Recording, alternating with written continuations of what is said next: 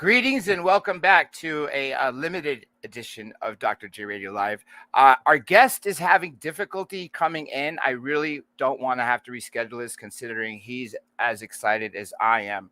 So I'm going to give him some time to come in, but at least let me give you an overview and let me show you some of the footage and talk about it for a little bit before I find out what is happening. Now, let me also say this, that I sort of expected this in some way because he's been under cyber attack as well as me. And crazily enough, according to their team, this actually appeared in the dark web. So obviously people are talking about it, possibly nefariously doing things. For instance, I've never had so many viruses and things happen that prevent me from doing things. But so it could be that. I don't see why else. The last thing I heard from them is they're ready to go, and then just that's it. So anyhow, I'm hoping he's trying to connect. Now, first, many of you already know about this case, right? For those of you who don't, this is a case that took place in 1996 and is still very ongoing today. It had to do with a gentleman named Dr. Jonathan Reed, who's the one that I'm trying to bring on. And while walking with his dog out inside of Washington State, his dog, I guess, got away from him, alerted to something, and started barking as it was very scared. And then he heard that the noises coming from the dog went from fearful to like mortal. So then he, saw what the dog was doing, and essentially it was being attacked by a child-sized being. He first thought it was like a large possum and then thought it was maybe a bear cub. So what he did to try to save his dog is he hit this being on the head with a branch. Now, the first of the 3 videos I want to show you are taken right after this incident happened, because he had his camera with him. So initially, if he was on and if I saw him right now, I'd bring him in and I would have muted it. But because he's not here, I will let you hear it. That way you hear the emotion from him. And by the way, keep in mind, this is 1996. It's very grainy, but at the very least, I want you guys to at least see this. And then I will also tell you more about this. And like I said, as we go through each of the 3, like I'm going to still be paying attention for him and having my mighty smartphones check in for him. So in the meantime, check this out.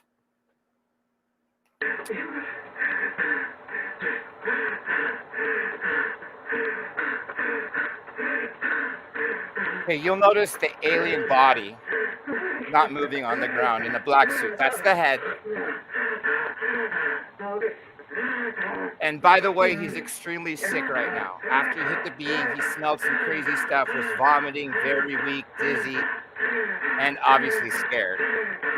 And about this time, he starts to hear a hum, and you'll see what that takes him to.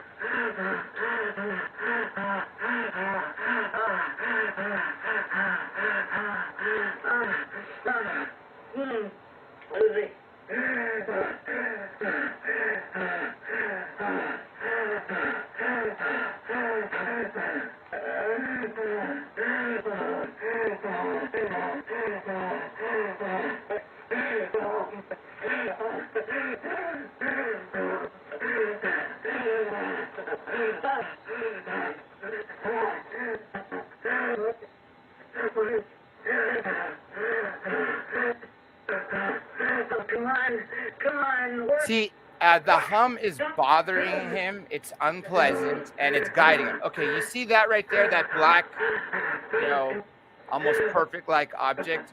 I call it the craft, but technically he calls it an obelisk, and I'll tell you why after.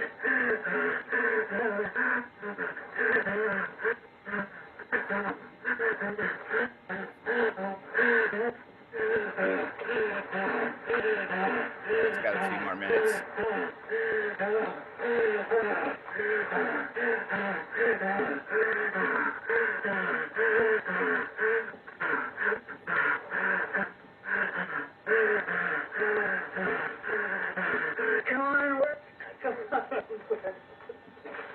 You can hear the distress in the poor guy's voice.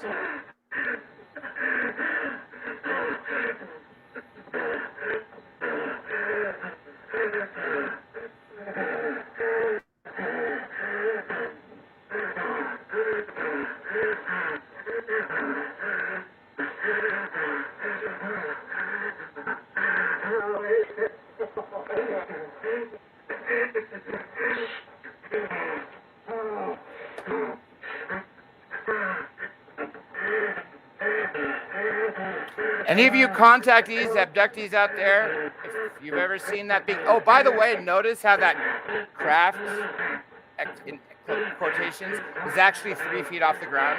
It's floating. It's not on the ground. Where are you?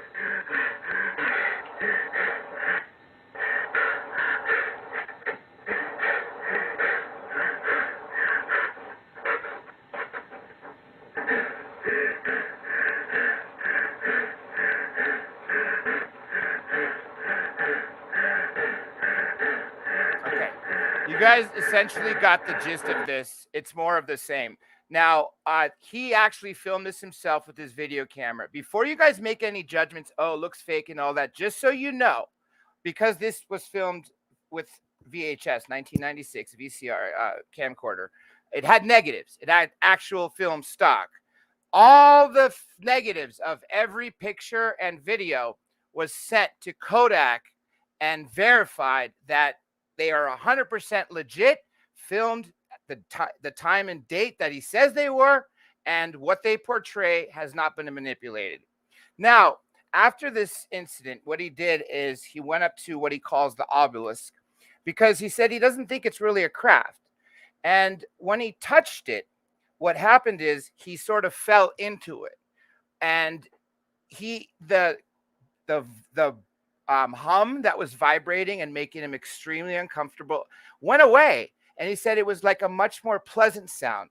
But here's the crazy part. As small as that thing is, and many of you people who have been taken will also talk about this, is that it seemed massive inside. He's talking like a massive dark warehouse. Now, the reason he calls it an obelisk is also like an anchor, is although you're seeing what you're seeing in the video, to his eyes, initially, he first saw it like as a light refraction and light bending around it. What does that really tell you? If you think about other stories in the past that have to do with insane technologies, gravity. So this could be employing some sort of gravity, and he said essentially it could be an anchor to another dimension. Now, after this incident, on the ground next to the alien, or we'll call it a being for now, he found a crazy artifact. It was like, it looked like a bracelet, and he calls it the link. And I'll get into that shortly. And again, like I said, I'm still paying attention for him because, you know, he's waited quite some time for this, as have I, and I know as of you. So I really hope that changes shortly. So he wrapped the body, brought it home, again, assumed it was dead. So the next thing I want to play for you is when he got home. But before I do, in case anybody here's questioning this stuff, there is somebody so important in this world that has actually been briefed about this, asked to see this, and I mean, not to see it, asked to talk to him, invited him for a one-on-one over 4 days. I'll give you a clue. That person is not in America. You could call him a leader of some sorts, and he's probably one of the most impeccable people ever. So let me just show you who that is. That way you understand the gravity of this case. Does everyone recognize that? Yes, that is Pope Francis meeting with Dr. Jonathan Reed, talking about this case. Like I said from the beginning, this case has every fact provable. That's why I've invested so much into this case. Okay, now, like I said, I promised you the examination video. Let's bring that to you. That would be this. So he's going to unwrap it and then check it out. And I'll unmute it for you. Not like there's much sound in it, but there you go. Notice the legs. And then you'll see a wound at the head.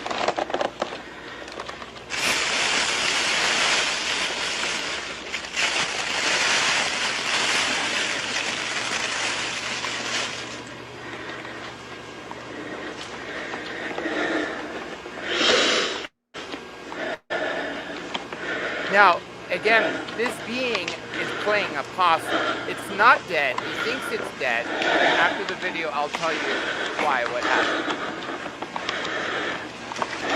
So technically, at this moment, it's completely alive. It's not moving. Yes, double cheeseburger Mac, yes. You're not an alien, and it is still alive.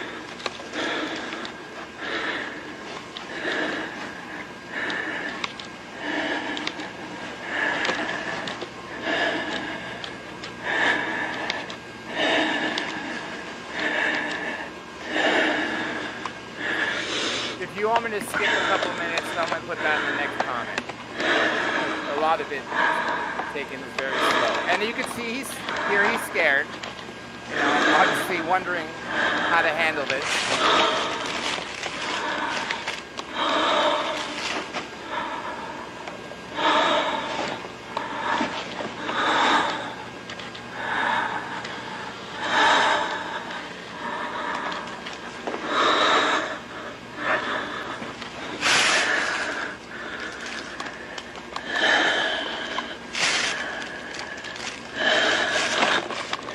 One interesting thing is the next day after this is the first examination, the one-piece suit that he's wearing, he went to cut it.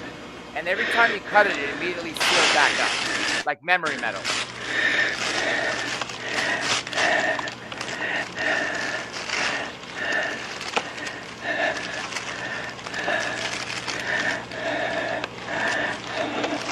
I hope you guys are seeing this on a big screen. If not, check it later too.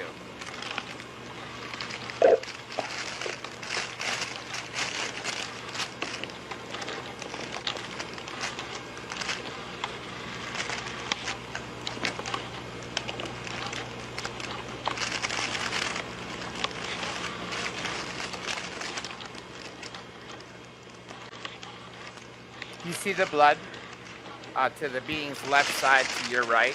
That's blood right there, blood and tissue. That was what was sent to scientists at universities to, he didn't say what it was when he said, because he didn't know, right? Just something that's looking weird. And that is the DNA evidence that was submitted that was proven to have a couple, I wish he was here, I'm still looking for him, to explain the DNA results and what was wrong with the chromosomes. But essentially, a lot of the DNA was similar to Earth, but 9 chromosomes were not. And the craziest thing, it had similarities of both a turtle and a dolphin. But again, can compare to nothing ever found in the past or present on planet Earth. Irrefutable.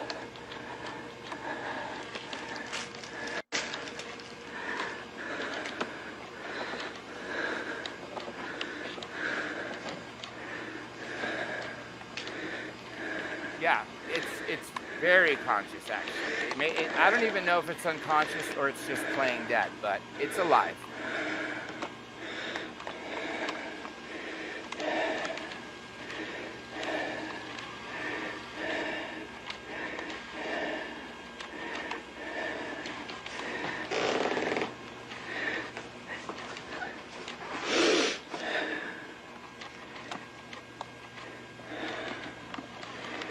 Yeah, if I'm not mistaken, he's gonna handle the wound, and you'll see there's like a flap of skin, I guess you could call it.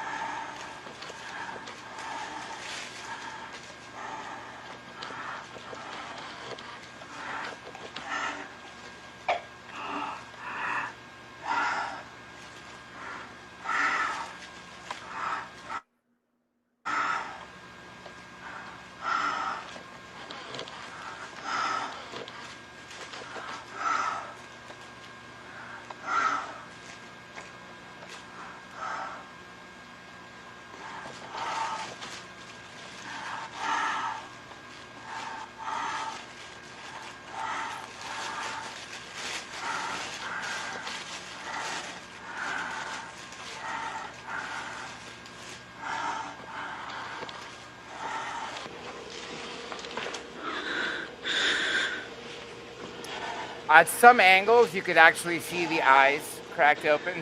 That being is like looking back at him. Of course, it's difficult to see there, but watch as he tilts the head up.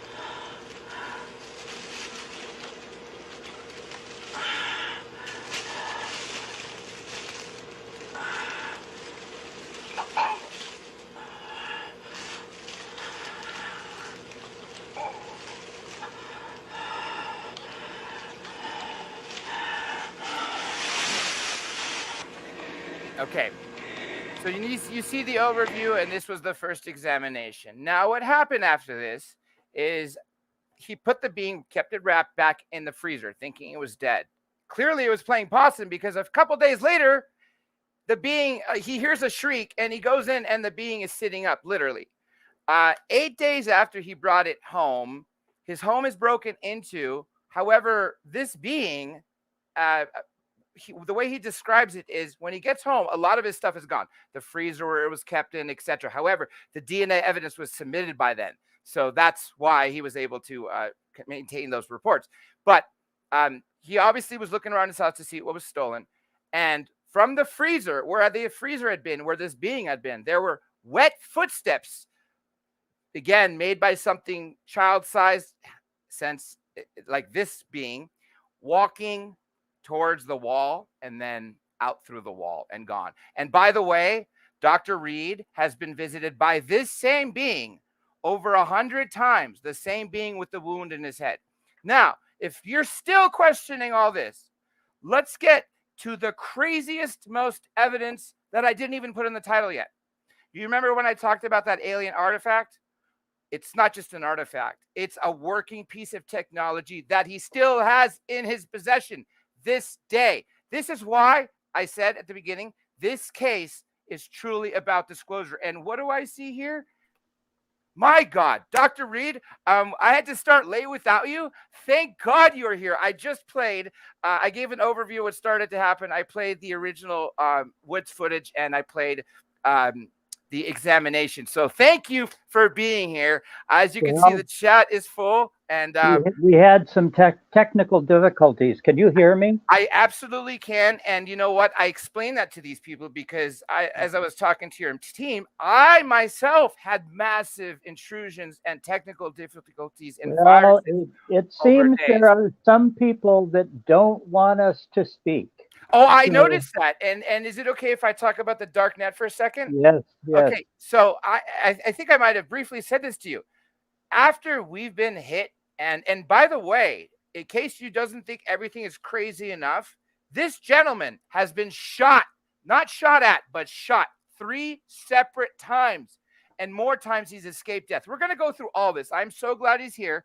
And like I said, this case is disclosure on a silver freaking platter. First, let me say, John, thank you for this opportunity that you're bringing to your audience. I appreciate this. You know, I very seldom do interviews in the United States. Yes. For reasons we'll go into, but I wanted to say thank you. Thank you so much. Absolutely. The pleasure is all mine. And I honestly, I told you this, over the last several days, I have never been as excited to present a case because everybody out there, watching, listening, etc., this is a game changer. If this is brought or at least made aware to the right people in a heartbeat, everything changes overnight.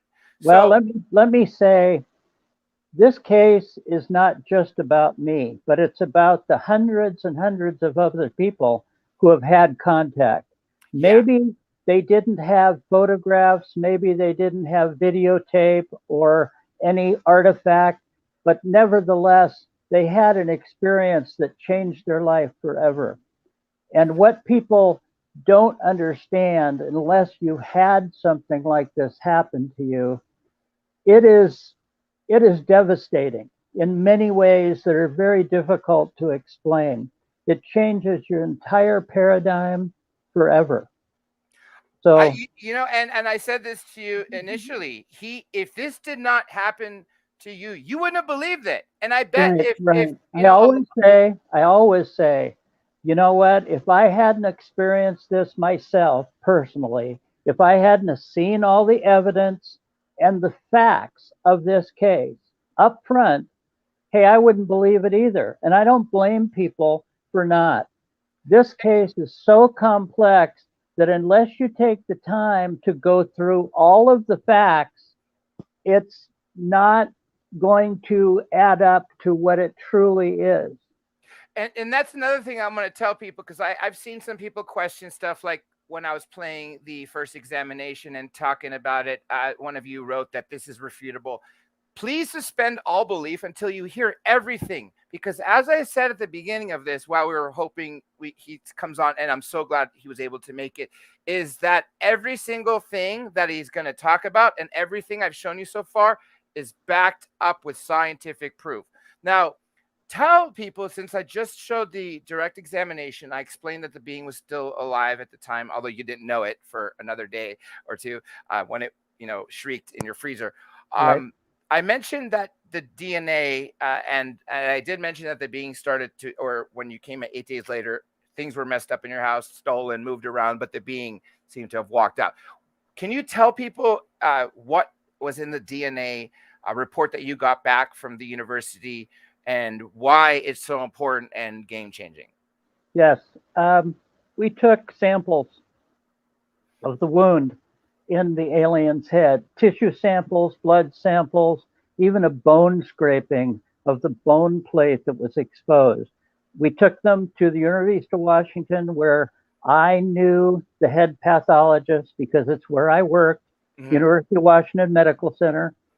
This guy, Michael Wessels and Roger Haggett, were the two pathologists and people that worked on this.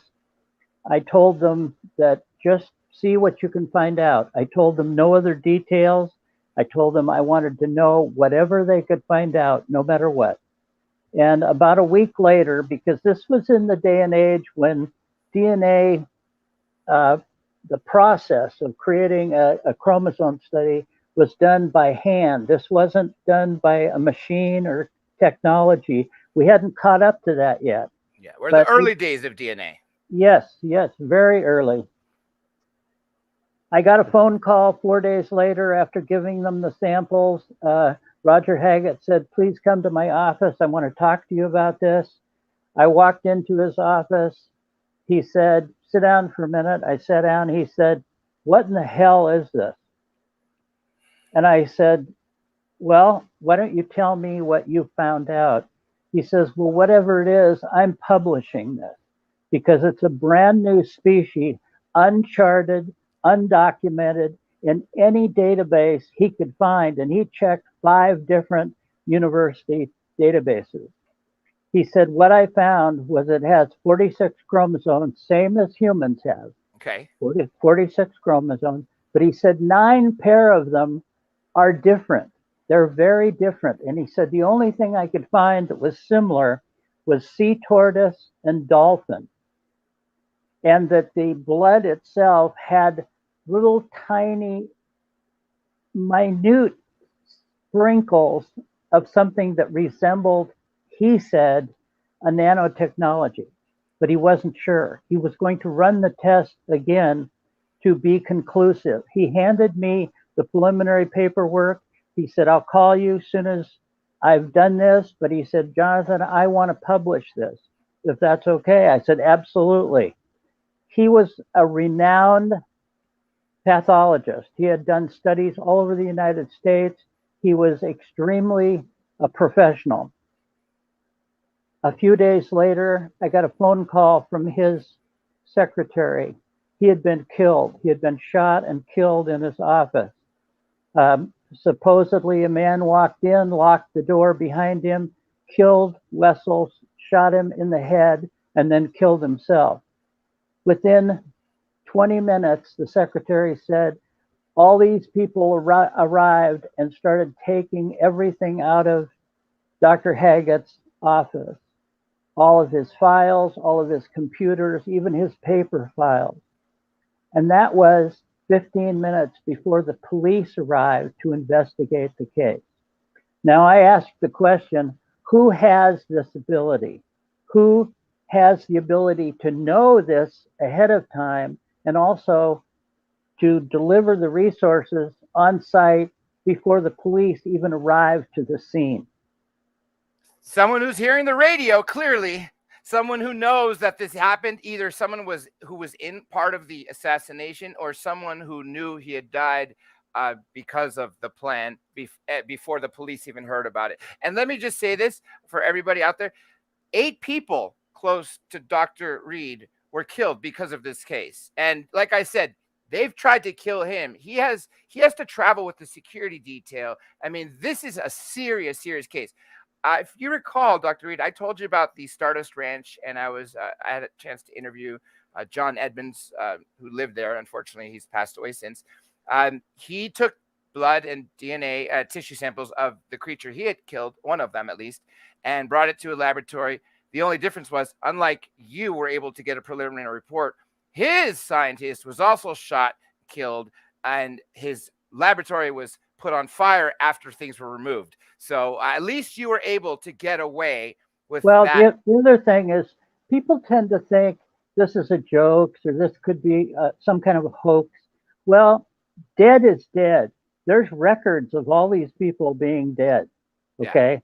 Yeah. And there's a lot of facts to this case that people don't take the time to look up, to realize, because you have to dig this stuff up.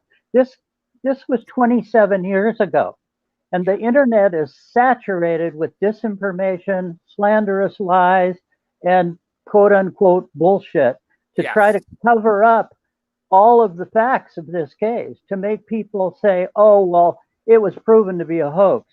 Well, that's not true. That is absolutely not true. That's what they want you to believe. Yeah, it's the other way around. And I don't know if I said this to everybody at the beginning. He's actually had 2 polygraphs and passed. I mean, like I said, every angle of this has been covered. And I'm so glad to bring it to today because in 96, I've been paying attention to UFOs since the mid 80s, ufology.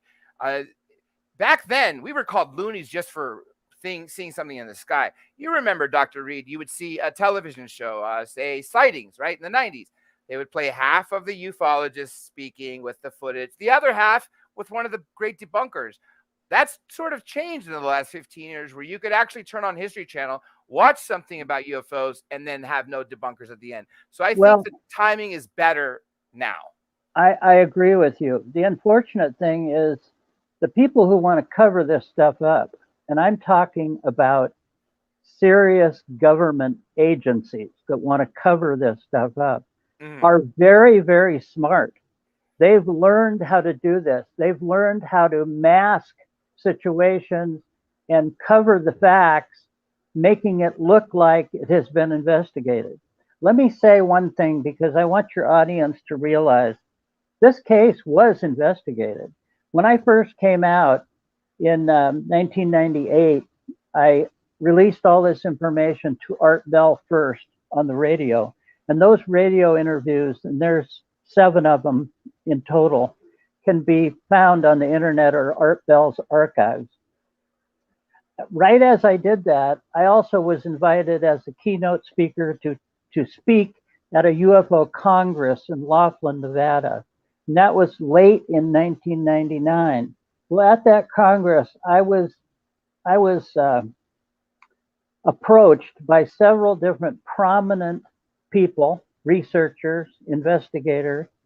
And at the time, you also need to know, I wasn't involved in anything to do with ufology or aliens or I didn't even like science fiction. I was a doctor. I was a medical doctor.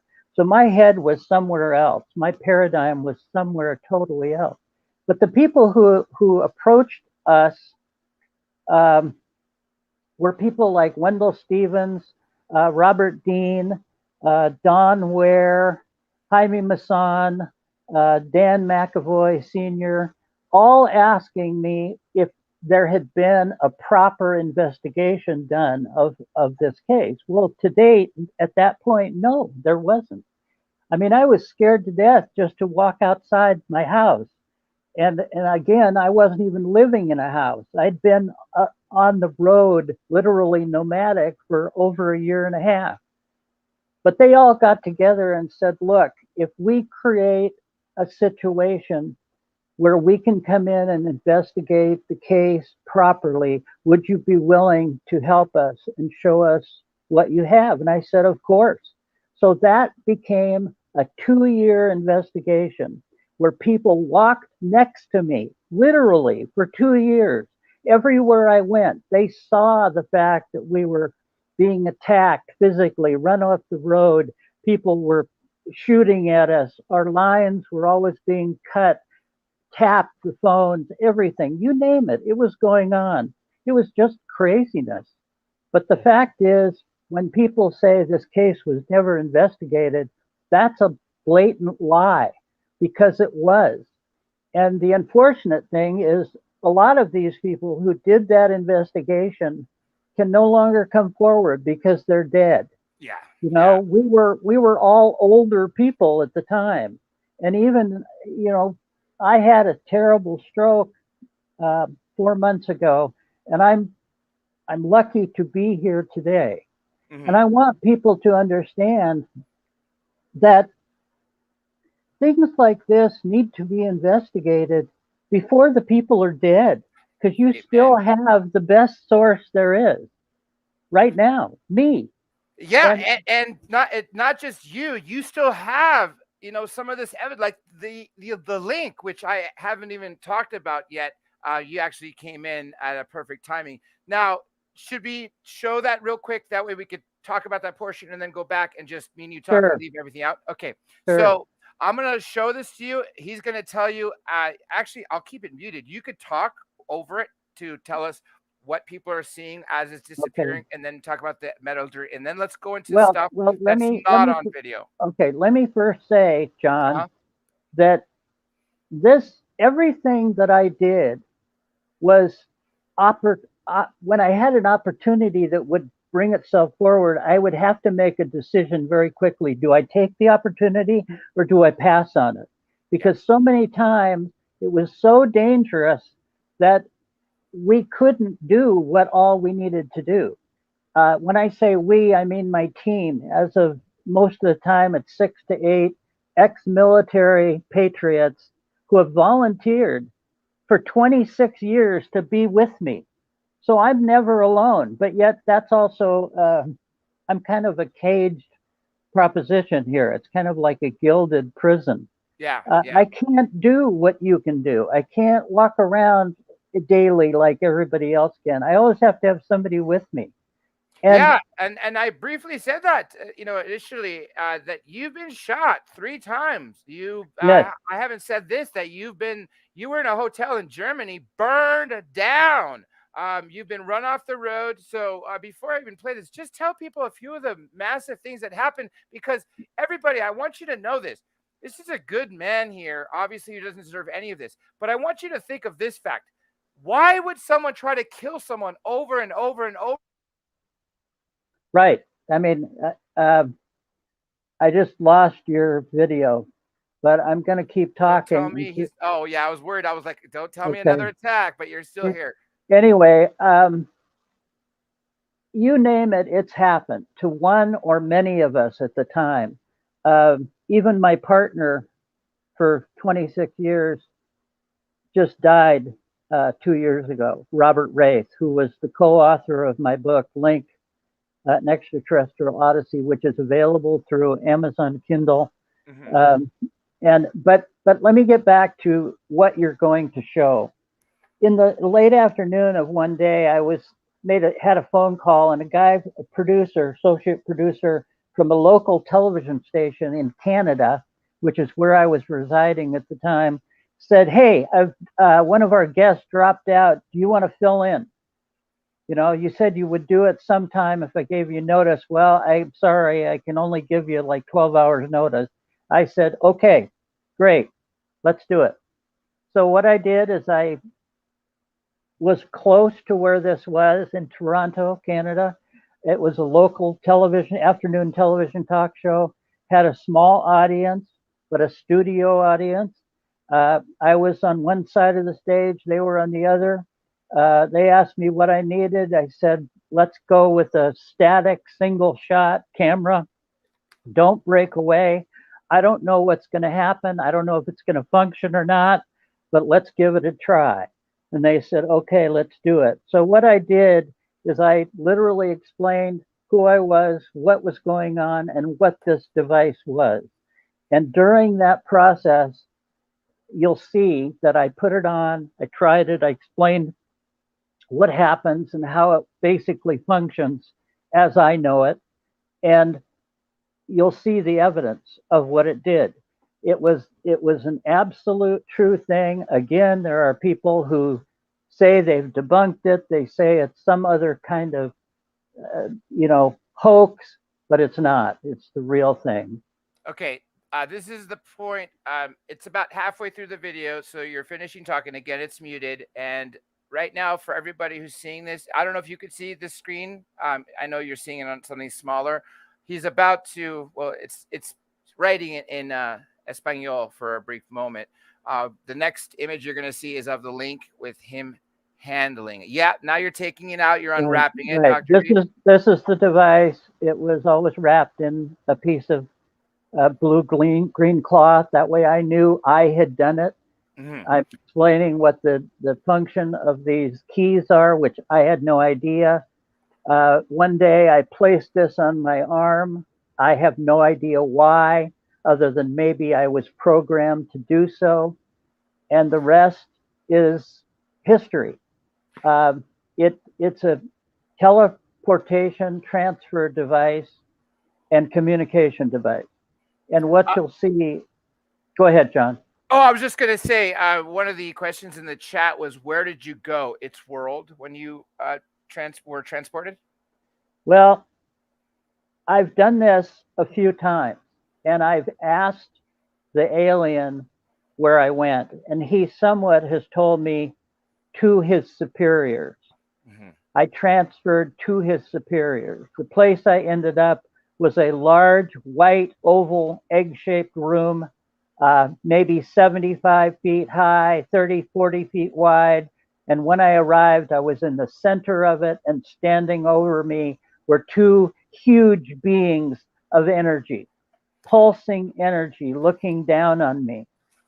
One thing I didn't talk about, and I'm glad you're here because you're the one that's able to fill in all those details. After this is done, and I ask you about the metallurgy, I didn't talk about what the being is or the superior. So I think that's obviously relevant. So let me write that down as a quick reminder. Okay, right now you have the link on. It's painful when you put on, right?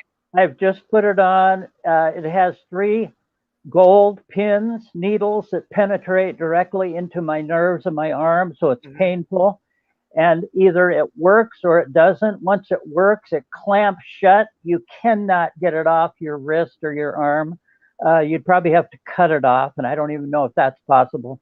But the pain starts in the center of my chest, starts throbbing. I'm explaining that at this point. And it's a pulsating, throbbing pain, almost like what it would feel like to have a massive coronary heart attack. I think you're about to disappear because now I start seeing static electricity, and you are definitely hurting. I could just see your facial expression. I hope everyone's able to pay attention to this right now because you're about to see something crazy. Mind you, this was done live on TV in front of people, and this is not the only time Dr. Rita's done this. You see that flash of light, and it's insane to see this and knowing this happened. Okay, now you're gone. You're just completely gone. What did it feel like? Did you see that light, or was it just the people that were still there? Well, it encompasses me. It becomes a brilliant light that blurs out everything else. I get the rush sound of like you're in what it's like in an airplane, a jet airplane, where pressure and movement, there's a feeling of movement. And then a second later, it becomes very, very dark, almost like tunnel vision. Then it's brilliant, and you're standing in the place that they put you. Like the oval in this incident, the 75-foot oval. And one thing you need to understand is this is nothing that I'm doing. Then I'm coming back. They're controlling the device and what's Right. happening to you, right? All you did is put it on, and you just said that most of the time it doesn't even work, right? Because it's not up About to you. Well, it's not up to the wearer. It's up to the Yeah. superiors. You just came back just now, and you're crouching over, holding your arms. Clearly, you're very, very distressed, and obviously Right. It upset, takes a lot shocked. out of you. It really zaps all your energy. Yeah. And I mean, this obviously is not designed for Humans. us. Yeah, clearly. Right. I Let's tell the people about the writing on this link. Well, there are symbols on the outside of it. There's actually 6 different symbols, Hmm. and one small one on the end. If you Once you come back, when you put your finger on the outside of it, it actually opens the link. It actually unlocks it from your wrist, and then you can take it off. Hmm. And the other ones, we don't know what they do. We have no idea what they mean. There's been universities all over the world that have looked for these symbols. The best thing we could find, closest representation, is Korean, Egyptian, and Aramaic. And again, they're incomplete. Yeah, yeah, of course, especially if it's something too similar, but it isn't anything that we know of Right. now. The center one, we believe, is an indication of the sun or Ra. Um, so the Egyptian god Ra, right? Right. Right. Okay. Now, for those still questioning all the evidence that we've literally shown them, let's talk about the metallurgy, about what you found out about how this object is constructed. Well, again, a lot of this information is so out of context, it's maybe difficult for people to understand. But during the process of me coming back into the world, when I left the country, was homeless for 10 months, uh, basically was going to commit suicide and didn't, I made a phone call to some people who called themselves, well, let's just say they were called the Alliance. Hmm. And they helped me. They asked me what I needed. They gave me a dry place to live. I had been living in the forest outside, homeless. I had no money. They Hmm. gave me medical attention. And in the end, what it came down to is they said, we know you have some things. We know you have uh, an artifact, and we know that it's extremely important that you take care of this. We would be willing Hmm. to help you take care of this. And I found it next to the body in the forest. That's where it was. I thought it was just a bent piece of metal, and I just picked it up, and then I realized it wasn't. It was something very unique, and I put it in the body, wrapped it up, and brought it home. Um, but the people that I call the Alliance Hmm. said, we would like to take this and have it studied and do some testing on it. You will go with it. We will take you. And they took me to Osaka, Japan. And the University of Osaka introduced me to some metallurgists, to some professional uh, metallurgists and professors that worked there.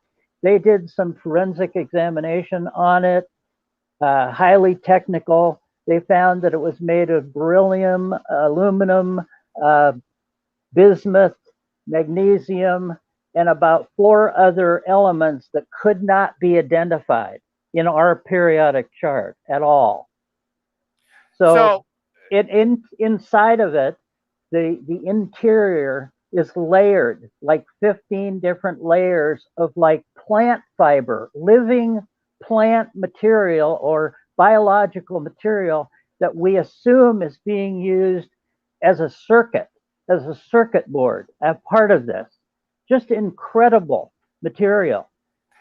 the way Elon Musk, Mark Zuckerberg, and others are talking about the future of humanity, that we are essentially going to merge with machines, right? We're going to become super machine cyborgs. The way you just described this artifact that has elements of living with these exotic types of materials seems to be a cyborg in essence. Well, it's a living machine. It's a living device. And it also emits a pulse of radiation every 12 seconds, 12 to 15 seconds. They were not able to locate it or unscrew it, but they know that it's emitting this pulse of radiation. So it has its own power source. It's an incredible device. Engineers from all over have looked at it. Specifically, I was in Russia with some cosmonaut friends who invited me to a seminar with some technical advisors and technical engineers who looked at this and did some additional testing on it and volunteered to use it, to try it. And at the time, I, said fine. Everybody had been very cordial with me. Well, unfortunately, the one man that did this came back dead 15 seconds after he winked out. And then another one tried it, and that other scientist died within 4 days later. So it's not something that can be casually played with. It's something very technical, very special, very unique, and maybe the superiors decide who and when it's going to be used, who can use it. My fear has always been that it could be used as a weapon if I was were just able going to dissect it. ask about that. What are the repercussions of this exact piece that you have access to falling in the wrong hands? Well, Adversary. obviously, this is one of the things they have been after for all these years, with harassing me and trying to discredit me and the situation. But there have been some very specific details on how I don't have this in my possession. I would never keep it in my possession unless I was about to use it. I'm told essentially when to use it. It's not up to me. And other than that, I don't have it in my possession. I don't even know where it is. Yeah, I have a combination of people to go through before I can even get to it. And those people might be 7 or 8 different people that need to be phoned by each one of these people involved in line, and then up 24 hours later, I may be able to receive it. But that's either way, security. it's under the control of your people, meaning, yes, you don't have it, and there might be 7 layers of people, but it's not, say, lost like, say, the being or others. No, yeah, it's not. I've asked the creature that I met, which I call Freddy, we adapted a name, and I've asked his superiors many times to please take it back, that I do not want the responsibility. I am afraid that it would be lost. And they just don't acknowledge that statement from me. So at this time, I do have it. I have it in safekeeping. I believe it's a sacred piece of technology. It does prove that we are visited by something far beyond human technology. I mean, a lot of this case is all about the evidence, about the actual facts. We didn't sit down and say, oh, well, maybe this would happen or maybe that would happen. We have facts. We have actually proof and evidence and have researched this out.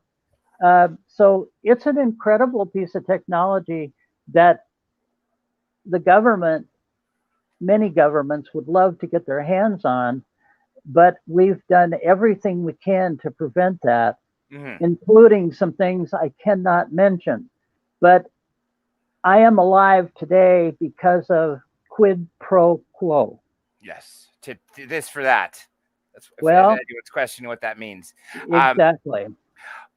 Tell us about the being itself, and tell the people about the superiors. And I did mention that this being still visits you. So for those who are questioning how a being who looks and acts dead is still not just alive, but visits you to this day. And this thing I didn't mention to you because I was hoping he'd be on to tell you that it visits up to 25 other people that have been connected to this case, including some people who have never physically met Dr. Reed. He's even warned me that Freddy might start visiting me. I mean, you guys need to really understand. I still see some people and they're skeptical. I mean, after all this evidence, I still don't know That's why okay. we're questioning, but just like Bob Lazar says, you know what? If you take it or leave it, if you don't believe it, fine. Well, I'd say the same thing. Yeah. If you choose not to believe it, that's okay. Yeah. But You're just stay out of my way. amen. Amen to you. Amen to that. And anyway, Freddy is yes. what my partner, my friend in all of this at the beginning said, he looks like my ex-boss named Freddy, so we'll just call him Freddy. And so the name stuck. We did. He's an incredible little guy, 53 inches tall, 50 pounds in weight, 2 arms, 2 legs, 2 feet, a torso, a head, a long neck. His skin is extremely old looking, very much like an older pig skin, very dense, very thick material, not as pliable as ours, not as elastic. His eyes are very, very big, about 2.5 inches in length. What everybody says a gray looks like when their eyes are wide open. Unfortunately, all the pictures I have, his eyes were semi-closed because he was unconscious. It still looked like it was looking back at you. As you turn the head, it's insane to look at. And again, John, I didn't realize that the camera that I had, the video camera, very old, small, Nikon, compact, one of the first compacts ever made, had a viewfinder about 1/2 inch by 1/2 inch, which was black and white. So, and I was so sick the day I was recording that, the night I brought it home, that I couldn't see it. I was just holding it and hoping I was pointing it in the right direction. And so only when people looked at this tape later on and said, well, do you realize his eyes are blinking and his facial muscles are moving when you're not looking? And I said, no, I didn't realize that, but it was alive in my garage. So, that was years later. So I wasn't too concerned with, that. But again, it's proof. It's evidence that he, in fact, was still alive. People say, well, how could anything be alive with a hole in his head like that? Well, we know that human beings have a 2-phase brain, a 2-sided brain, and that we can be injured on one side of our brain and our brain rewires itself as best it can automatically to compensate for any damage during an accident in a brain. So we know that's very possible. Medical science has proved that. There's also many animals that have 2-sided brains. And people say, well, how could it have survived living in a 0 temperature in your freezer?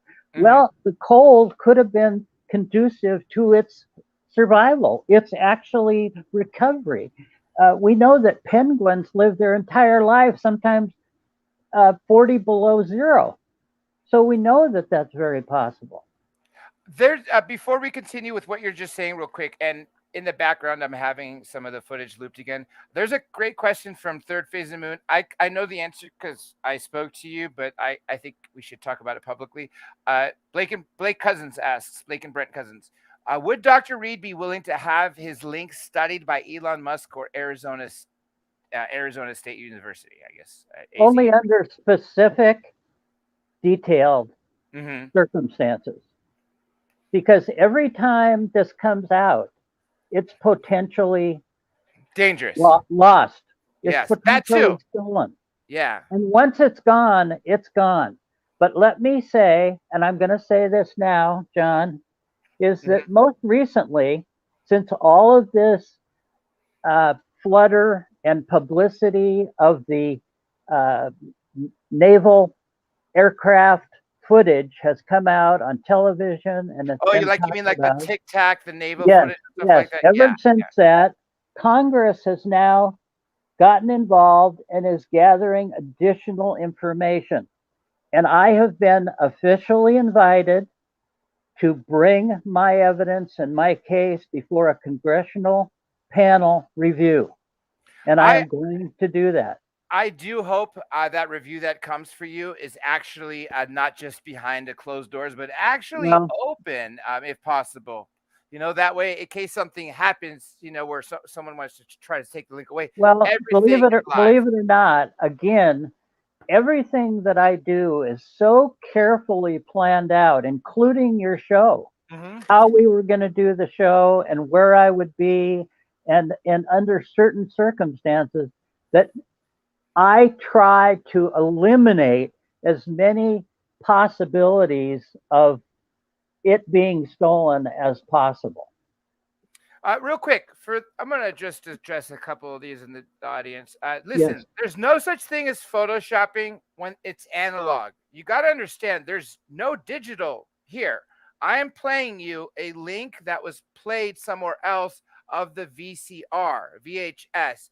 This footage that you're seeing was the actual negatives were sent to Kodak. Kodak there. Yeah. Oh, yeah. Go ahead. I'll let you tell the story because I'm seeing a few things to say. This is Photoshop. This is fake. This is a styrofoam being. First of all, Photoshop was not available to the public, and it was in its infancy in 1996. Correct. So that is just out of the question. Second, people say, "Oh, well, the photography is too good." Well, I don't think so. I disagree with that. Third, what John just said is true. This is completely analog. It's not digital. Of course, everything that's thrown on the internet and up on the web becomes digital. Correct. But it's not originally digital. And we have the original. The original has been analyzed, studied by several different professionals and professional houses. It has been absolutely determined to be made contemporaneously with the event. And also, all of the camera equipment was studied and tested, and it's absolutely what it is. There's nothing crazy going on. I just learned something new from the hours and hours we've been talking over the last week. I knew stuff was broken and most was stolen, like the freezer that the being was kept in, and thankfully got the DNA out beforehand. I didn't know you still had the negative, so that's just more of the physical evidence you have proving this case. Right. Now, every aspect that I can tell you of the evidence, what evidence I have, there is refuting of that evidence out on the web. Every single standpoint. I have been called a child molester. I've been called a womanizer. I've been called a homosexual. I've been called every name in the book. They've said that I was never a doctor, that I never went to college. Well, we have the testimonies and written testimonies and affidavits from people who taught me in 3 different universities. And people who worked with me at the University of Washington Medical Center. So those who say, "Oh, he never did this," is wrong. It's just flatly wrong. And I'm no longer trying to persuade anybody of anything. That ended, 25 years ago. Once I went through the process of having somebody literally walk in my shoes for 2 years. And they proved that I was who I was. My family proved who I was. My colleagues proved who I was. Just because the records aren't there doesn't mean that they didn't exist or that I don't exist. Yes. So, and that's, I didn't even mention that. And that was one of the things I was waiting for you to come on. Please tell everybody what happened to you the moment this incident took place, meaning your life was disappeared and you had to go verify. Well, this all happened on October 15th, 1996. Okay. Within a day later, things started changing in my life. Our phones were tapped, me and my friend. There were people sitting outside my house in vans. They were following us. I got a phone call from the guy who was my partner at work, and he said, Jonathan, he says, "Are you moving your office?" I said, "No." I said, "I'm just sick. I'm just not coming in today." And he said, "Well, there's a bunch of guys here with hand trucks taking everything out of your office and loading it into some other container. And we don't know why, and they won't give us any information." Well, within a couple hours, I called the University of Washington operator and asked for Dr. Reed's office secretary. They put me on hold. Another man came on and said, "There is no Dr. Reed working in this facility." Kind of like Bob Lazar. He didn't work at Los Alamos supposedly, and literally had to go to Los Alamos with George Knapp and show him his coworkers who verified that he worked there, and the phone book. Exactly. And I've done this. I have taken 4 separate investigators to my place of employment. One who was the collective head of the team, the research team, Dan McAvoy Sr. Again, his statements are all over my website, my Facebook page currently. I don't have a website because the federal government takes it down every time I put one up. But his statement says that he went with me directly to the hospital.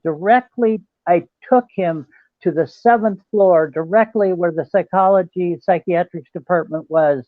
And as we were there, I was showing him where the office was. A security guard walked up and said, point blank, quote, "Dr. Reed, you know you're not supposed to be here." Because he said he actually said Dr. Reed, which verified that you are Dr. Reed. So your birth certificate was taken, your social security gone, your passport wiped out, all records, thesis, grade, degree, everything, right? Everything. Employment records, insurance records, bank records, $200,000 stolen from my bank accounts, titles from property that I own, non-existent, you name it. One thing or another has been confiscated or destroyed. Now, again, I just asked you the question. If none of anything else that I'm telling you is true, who has the power and the ability to do that? Honestly, it has to be someone who doesn't care about the Constitution, someone who's essentially above it and can do something that a normal court of law cannot figure out. John, we're not talking about people who... We're talking non-humans and... No, we're not talking about people who go by any laws that you and I as citizens went by. Above we're talking all laws. About people who make their own rules. Yes, okay? Yes. And the only reason they did this was because they knew I had physical evidence that wasn't going to disappear. So they had to discredit me. They had to discredit the source. And that's why they went after me.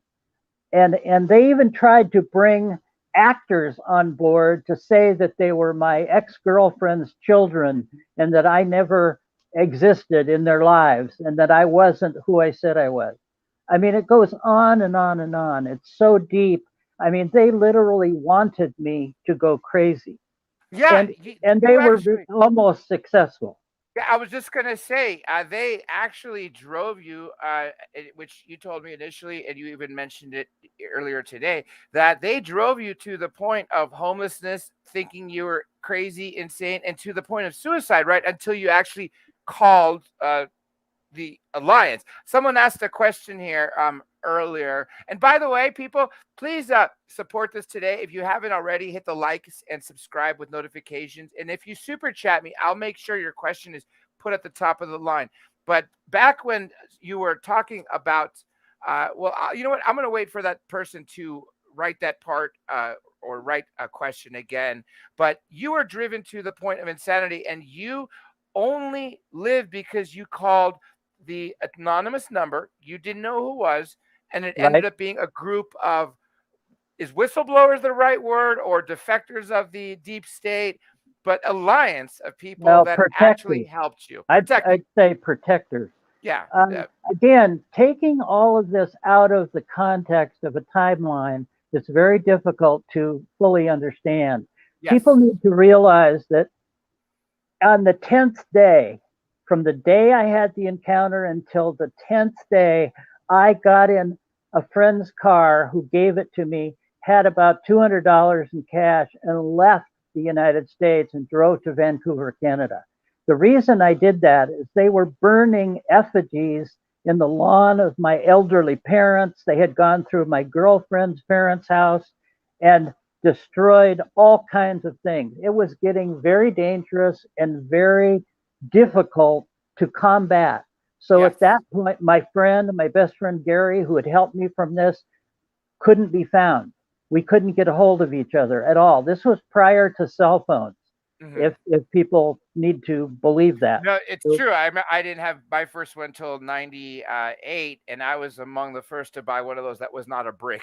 You know? Well, So, but the point I'm trying to say is I had been on the run away from my home, away without a job, without money, living literally on the streets, in the forest, in a burned out gas station, for 10 months. mhm. And prior to that, I had a great life. I was successful in a professional career that I'd studied for almost 15 years. I was happy and very content with my life. I was successful, and all of that was taken away in 10 days. Now I'm on the run. Nobody is helping me. I can't contact anybody in fear of retaliation on my parents, on my friends. So I'm sitting in the basement of this burned out apartment with a pistol in one hand and this phone number in the other, thinking, I just can't live this way. I just can't go on like this. It's just insane, which is exactly what I believe the dark agents want. They Mhm. want people to go insane. They want you to look like a crazy man. Yeah, And because if you do, people won't believe you, and then their goal of shutting you up worked. Because right, who believes right. a homeless crazy man? But Nobody. I had been given this phone number, like I said, 10 months before. I still had it in my wallet. I took it out and I thought, okay, well, I can kill myself anytime, so I'll make this phone call. So I went to a payphone, I called it. Before I could say anything, the people on the other end of the phone said, Jonathan, how can we help you? Mhm. And I was freaked out. I hung up. I literally ran away and came back a couple hours later, called it again, and said, who are you? What is this? How do you know me? And I was arrogant. I was angry. And they said, we understand that what you're going through. What do you need? Let us help you. Do you need a place to stay? Do you need medical attention? Do you need money? I said, okay, bring me money. Put money in an envelope, leave it outside in a specific place, and I'll Mhm. pick it up. If you do that, then we might have something to talk about. So I watched. I watched for 3 hours. And finally, somebody put it where I had said, an envelope with exactly the money in it that I asked for. There was a note in there that said, please call us when you need something. I went away. I called another day. They said, okay, do you need a place to stay? And I said, yes.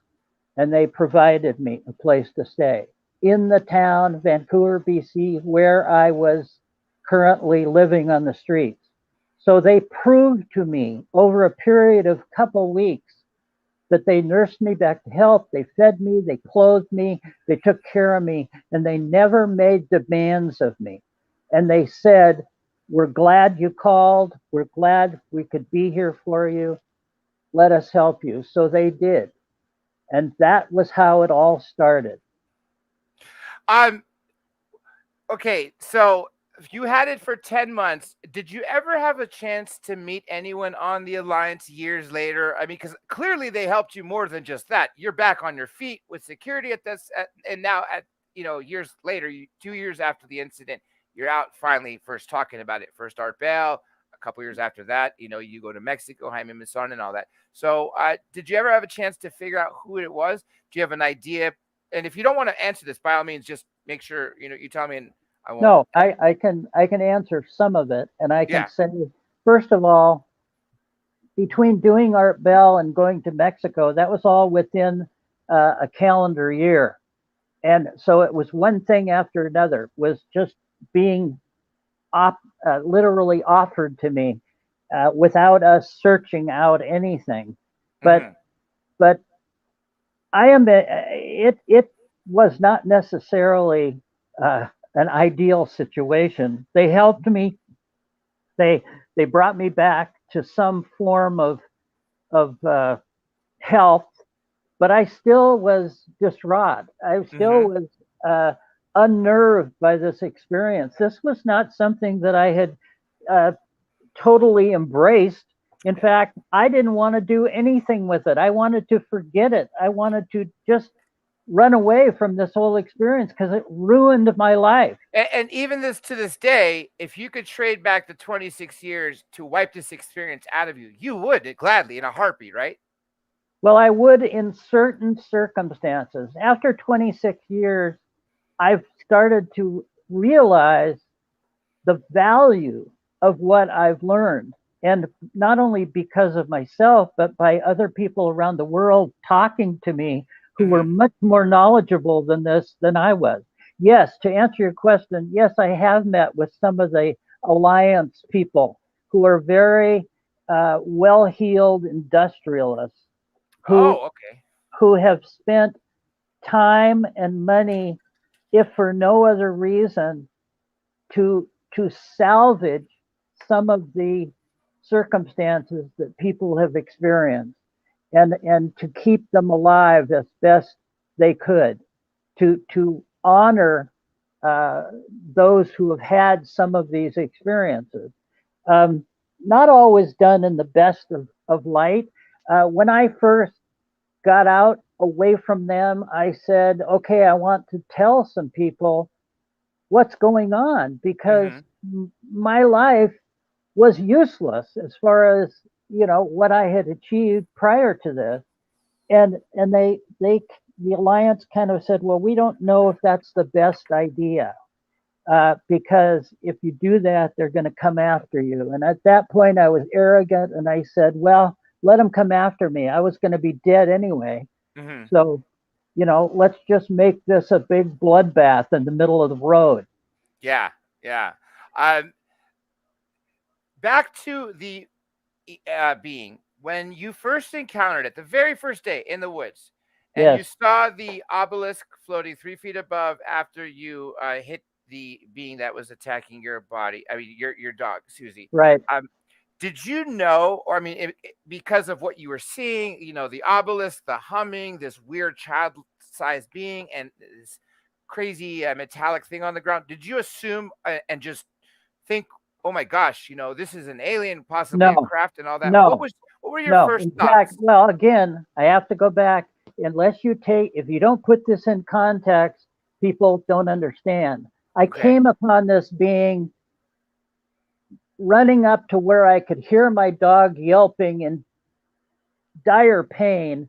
And if you have a dog, you understand their voice and when they're in stress and painful. And my dog, golden retriever, 7 years old, Susie, had been with me for a long time, and I knew she was not in good shape when I was hearing the sound. So I ran forward, grabbed a broken branch that was on the ground about the size of a large baseball bat, thinking I'm going to have to untangle her from a bear or a wildcat in the forest. I couldn't see her.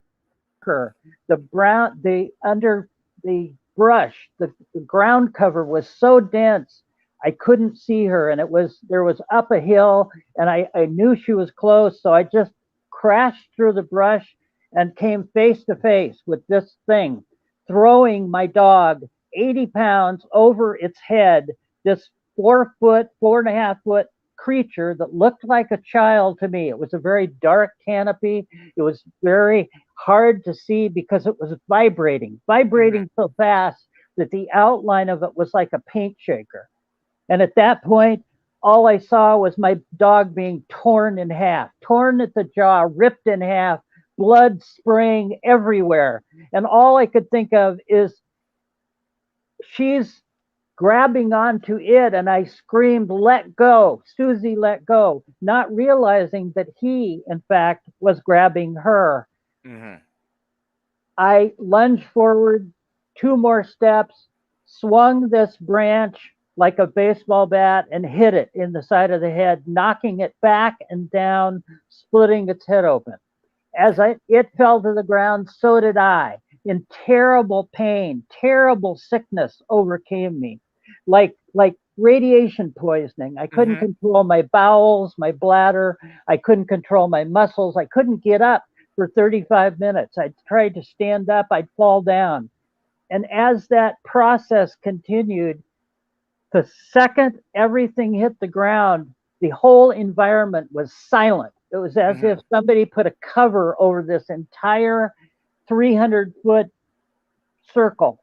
No air, no sound of birds any longer, nothing. In fact, my own breathing sounded strange to me. The Mm-hmm. ground felt spongy and moist and damp, even though it wasn't. I felt really labored as I tried to move. I heard a harmonic tone going through the forest, like it was a sound of, maybe it was a boombox, maybe it was somebody else's radio from another hiker, and I needed help, so I wanted it to be somebody else. And so I got up and I looked, but I couldn't find anybody else. But nevertheless, this sound, this harmonic tone, was continually floating through the air, almost in such a frequency that I could feel it in my backbone. And you have to really try to wrap your head around that. A tone that becomes physical is really an amazing thing. And as I looked for it and would fall down, I would turn around and look for it. I saw this, what looked like a mirage, like the light and the trees, some young saplings were bending in the light, but yet there wasn't enough direct sunlight to have that happen. And I knew that, but nevertheless, it was there. So I made my way over to where it was, and I fell down a little gully. And as I fell down, I realized this thing making the sound was right next to me.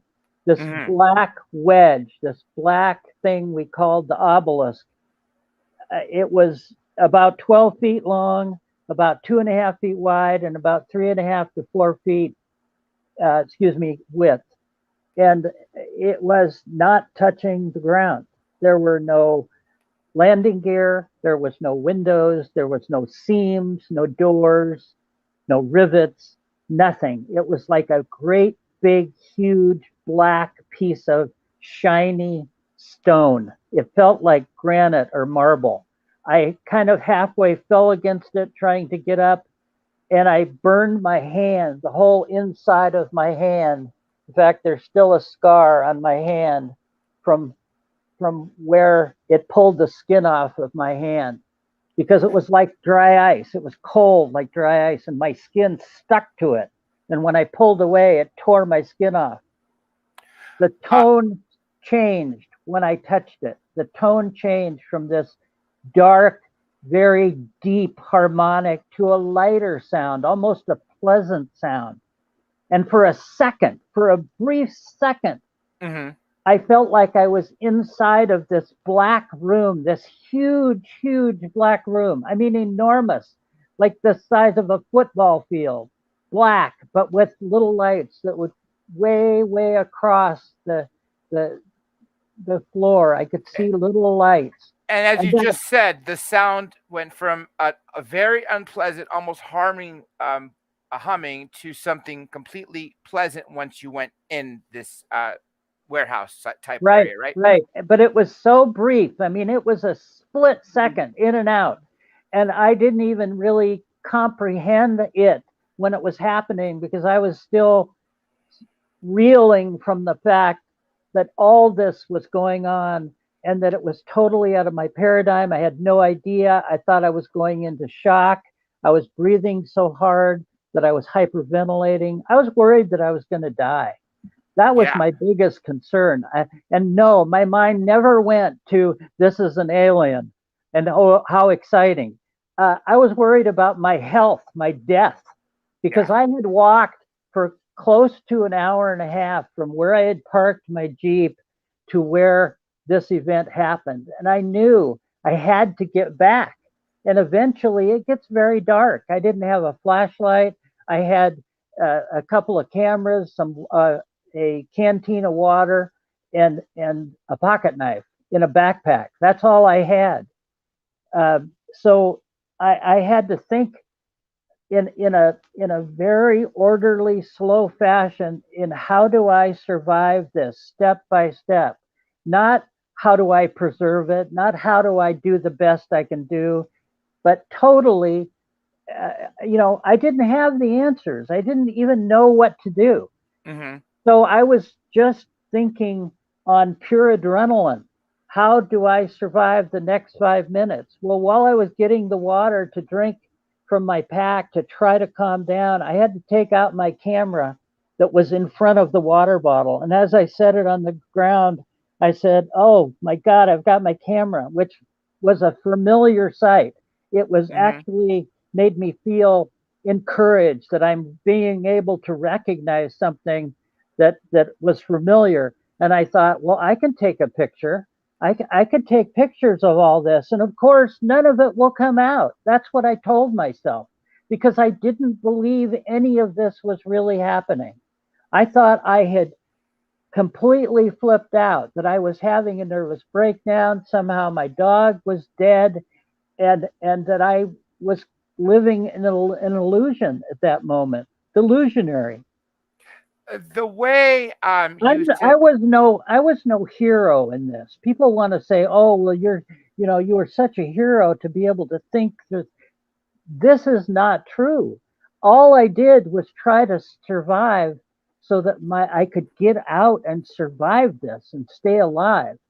At the last moment, I decided I would try to cover this thing up, mm-hmm. thinking that I didn't know what I killed. I didn't know how much trouble I was in. As far as I was concerned, I murdered something. Half Yeah. of the time I was in the woods, I thought it was a child wearing a suit, you know. And until I finally realized it wasn't, uh, I was putting the thermal blanket over it to cover it up, thinking, well, I got to keep the animals from eating it.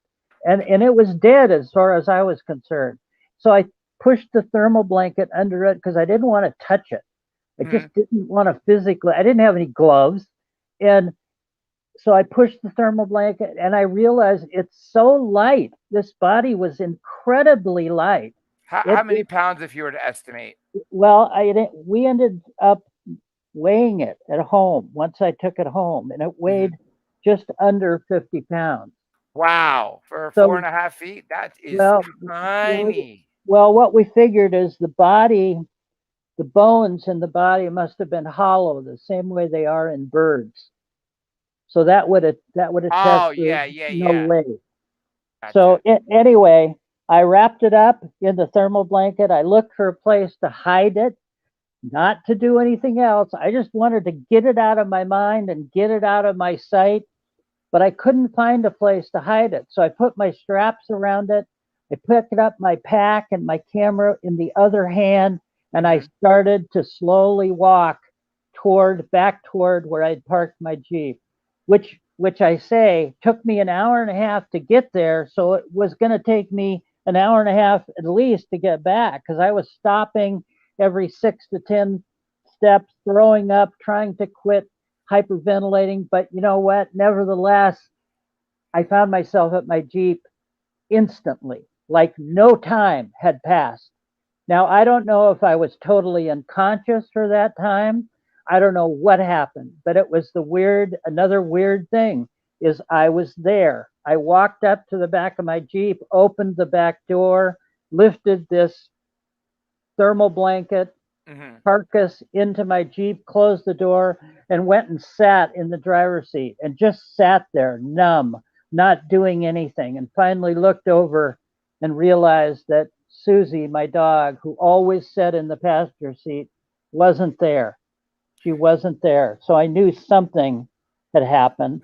The And way that time disappeared from you, I'm actually not that surprised, because if this obelisk or the link or anything else produces gravity, which a lot of people, including Bob Lazar, talk about, then that's going to warp space and time. So I could see how time can go, for actually multiple reasons. Also, fear. Now, real quick, I have a super chat question here. And by the way, the secret spaceship, thank you, especially for being the first super chat of the day. He says, I read about Dr. Reed being at a meeting in Russia of scientists from around the world on high technology. He was displaying the artifact link. Is that true? And he says, thanks. Well, actually, I wasn't displaying it. I was at the conference. I was invited by Marina Popovich, who was yeah, that's the cosmonaut. Yeah. Oh, yeah. Well, she actually wasn't a cosmonaut, but she was head of the equivalent to NASA in Russia. She was a general. She was a wonderful woman. She has since passed away. I know 3 cosmonauts who are current, who are active, who have been on our space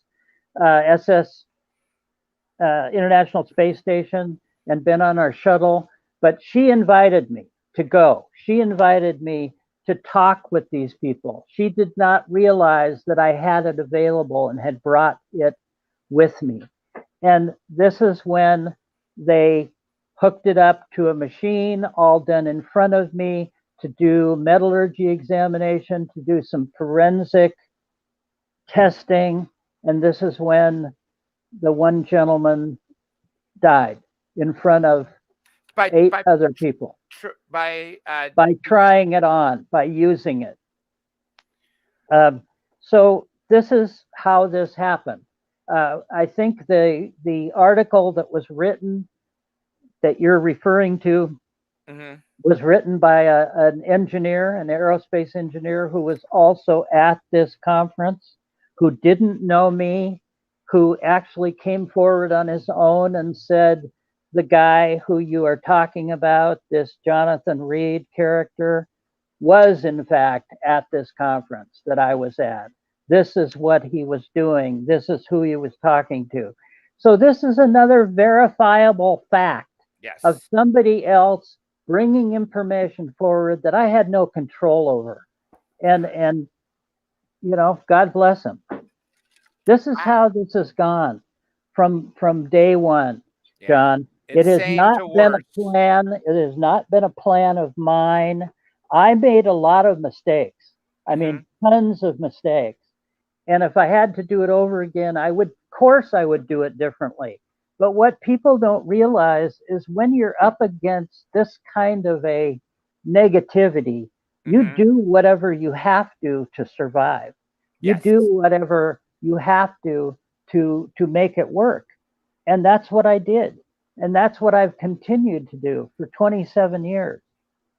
And I'm glad you are. And earlier you said you're not the hero. When it comes to the bravery you have, because I said this to you multiple times over the last week plus, I don't think I could have handled this. I think I probably would have ended up with that pistol, launching a bullet at me and so much more.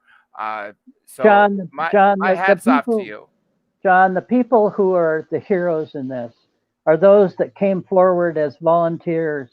They have given their life, my team, to continue to get this information out to your audience, to people who know this is going on, the people that realize fully, that realize far more than I ever did, that this reality is true, that the alien presence is real, and that no matter what anybody says in a negative sense, that just more so proves the fact that it's real. Correct. And again, I mean, if my case was only a hoax, why would they continually for 27 years keep piling on the disinformation? They wouldn't. Why would they continue to kill people who had information? Not only with my case, but a lot of cases. I mean, your audience is far more astute and knowledgeable of researchers who have suddenly been killed. Dr. Yes. John Mack was Mhm. killed. Yeah. Somebody who I knew, who had worked with me. And let me say this, I agree with you 110% because he's a brilliant physician, psychiatrist, very astute, been to London. I can't even tell you how many times. And you're telling me, and I've been to London a few times, so I'm aware that, the streets are very full of traffic. And of course, cars drive on the other side. So instead of the right side, they're the left side. People are going to tell me and expect me to fully believe that he was that drunk and suddenly forgot to look left and right before he crossed the street and got hit by a cab. I mean, such a great death to lose in such a crappy way. Take one fact into consideration. He never drank more than one glass of wine. That was another thing too. So one glass of wine suddenly made him to go to a country that he'd gone to so many times. And after one glass, decided not to look at the sides of the street. It's just so fishy. And I recall when he passed away, I hadn't been, professional out there yet, but I was a private, I don't know if you want to call a researcher, just a crazy enthusiast, read all the relevant books. And, I remember this was about the time that he was doing the Zimbabwe case. You recall that? The landing with the children. Real quick, there is, actually, this is just a comment in another super chat. I'm just going to give what's up to this people and read the comment. Mohawk Valley Phenomenon, thank you for your super chat. And it says, Dr. J, thank you for this live podcast. Wake up, people. That is exactly what I intended to do with Dr. Reed here. And I've said this throughout the interview. I've said this leading up in my promotion. And I've said this since he's been here. This case is the one that can break every mold and barrier to getting to the truth because everything is verifiable. So yes, thank you for your comment, and I will continue to wake people up. And I'm going to continue to work with Dr. Reed.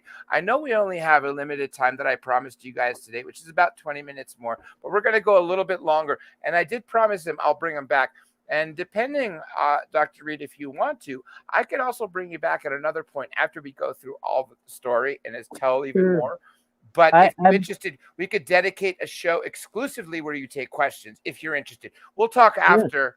Yes, we can do that. Look, I want to say this to your audience, okay? Because it's got to be heard from my lips to your ears. Yes. I have never been one who wouldn't talk about what happened to me.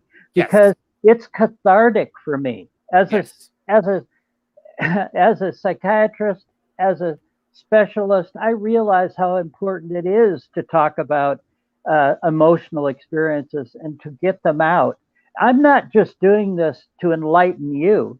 Like I said, you guys are much more knowledgeable than I will ever be. I'm talking about this to help myself, to be able to live and survive, and to help other people who have experienced the phenomena in ways that they can't relate to. And they are in the same situation I was in during the first year. They're running into emotional trauma. They can't relate to the rest of their life or their friends or their family. And those are the ones who I am talking to the most. And I have continued to speak. I've gone around the world 3 times. I can't tell you how many people I've talked to. I am blacklisted in the United States. Even the heads of the congresses and the conferences won't get near me because they're either afraid I'm going to take their spotlight away, their meal ticket, or that nobody will trust them or believe them because of all the disinformation that still resides out there over my case and me. I understand that. I truly do. There have been a few people who have the courage, like you, John, to come out and allow me to speak and have done the research yourself. You looked this up yourself. You found that there is so much truth to this that you can't deny it. Correct. Now, real quick, I put a picture for everyone to see the freezer that he had the being stored in. Right. before it shrieked. It woke up and shrieked, and then was it 8 days? For what day was it? That was told Okay. 9 or 10 days from the time it happened. I left town on the 10th day. So Okay. the being was in my possession, I say 9 days Mhm. initially before he walked out on his own. Through the front door, and I'm not the front door, through the wall. And let me tell you all why that's so relevant. You've heard me bring on Preston before. You've heard me bring on countless people who have been abducted, contacted, etc. And a lot of people will tell you that have had this happen to them. They themselves can be, led through, a solid wall. Pilots have seen craft going into the sides of mountains. And one of the case that I told Dr. Reed about, that's in Preston's book, UFOs Over California, and you've heard Preston say this right on this show, that it was a mother who has been a regular abductee. And the night before, she knew that her 6 or 7-year-old son was taken. And at breakfast, she was afraid to bring up the aliens, but wanted to know if he remembered. So she said, how did you sleep last night, honey? And while eating his bowl of cereal, he's like, great. But then after a pause, he looks up at her and says, my aliens came to visit me last night. And totally startled at what he said, the mother says, oh, it just was in shock. And he goes, but they get mad at me all the time. And she said, why? And he said, because they walk me through the wall and I stop to look at the little balls. And they tell me it's dangerous to stay between the wall because, obviously it's a 7-year-old kid, 6 to 7-year-old. I don't think they could explain to him why it would happen to him. But if you realize it, all those little colored balls he's talking about are molecules. So that's why I think it's so fascinating when Dr. Reed tells us about this being having footsteps leading to a wall, because it fits. The other thing, John, and I want to squeeze in as much as I can Sure. for your audience, is people say, well, if he's come to visit you 100 more times over the years, how come you don't have any new pictures of him? Mm-hmm. Well, there's a good reason. This little guy was wearing a suit, a black suit covering his hands, arms, legs, torso, and feet, and shoes. All one piece, like spandex material, a very weird, unusual material. Mm-hmm. And as we did the topical examination on the second day, my friend and I laid him on a table in my garage, and I attempted to cut the suit off of him.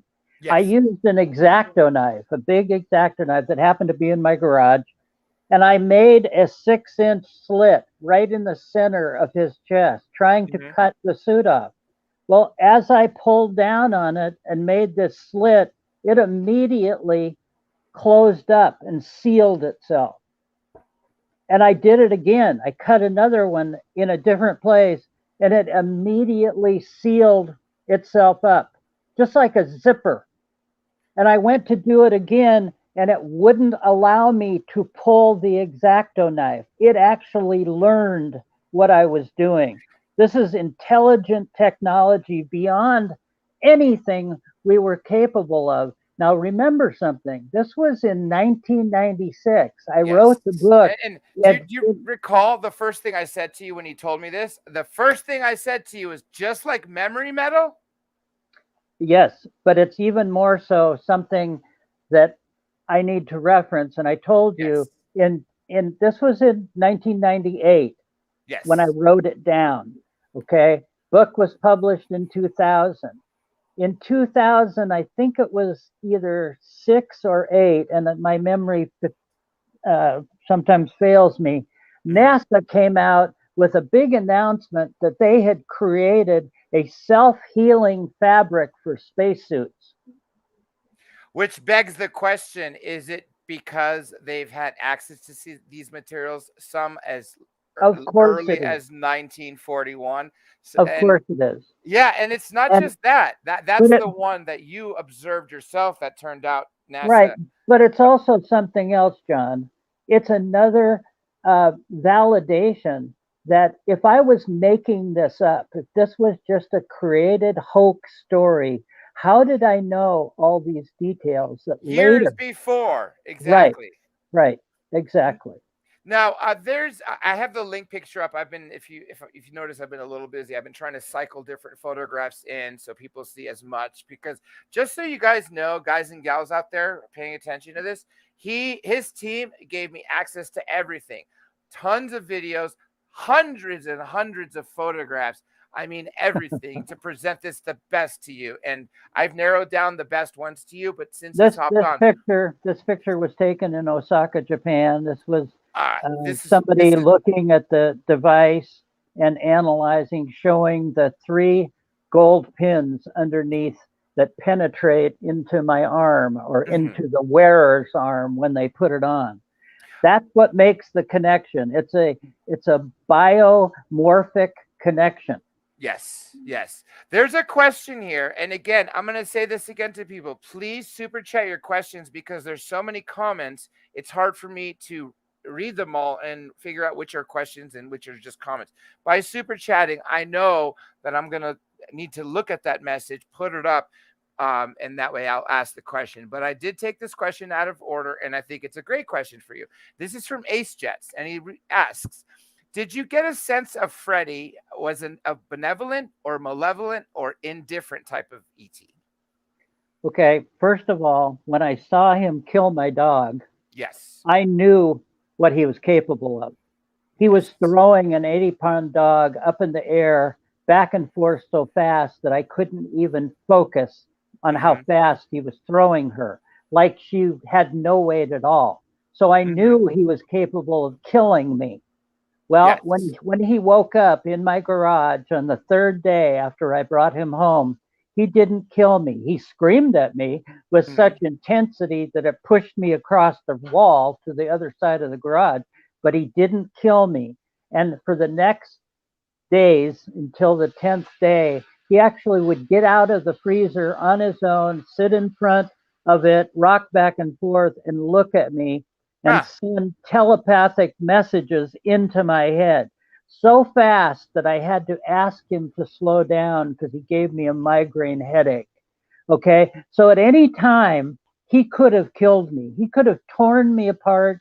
There would be nothing I could have done. One thing I should have asked. I guess I was trying to bring another picture. Is something that you told me, which happened as the being was handling Susie. Very sadly, what happened to Susie, and a few people also send their condolences because that's just, extremely Thank sad. you. Very innocent. Um, you told me, and this is mind blowing, but again, very reasonable when it comes to beings of advanced at technological advancement. Did you say something while the being is holding Freddy at the jaw?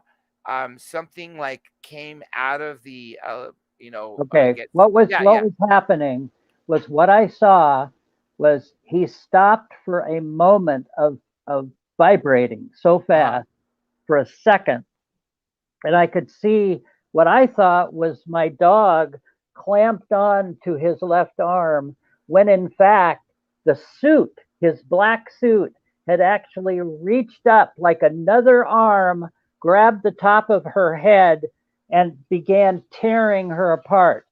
So Yeah. it was the suit being in a defensive mode protecting him. It wasn't him with his other arm tearing her head off.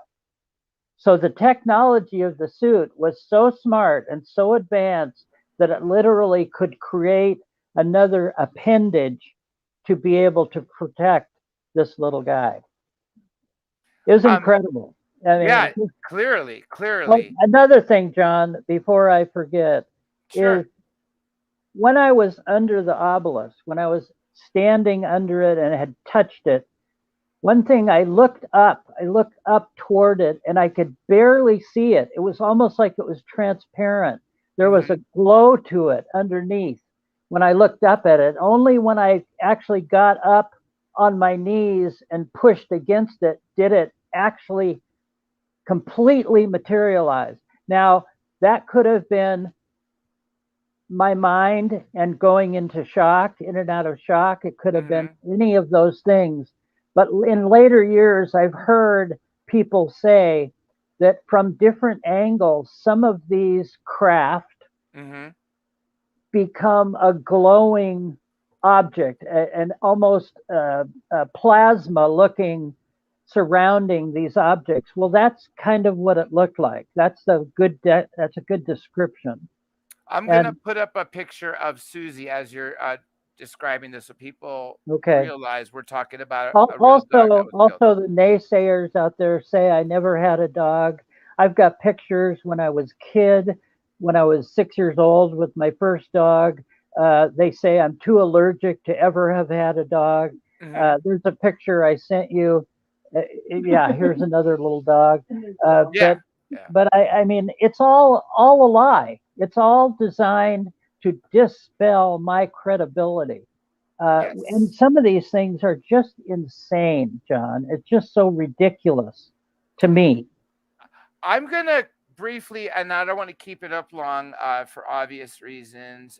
Let me see if I could find it. I would like you to briefly talk about some of these wounds I see. This must have been when the non-human agent, and we'll get to that in a second about Men in Black in general, shot you in your shoulder. Okay, let me explain it.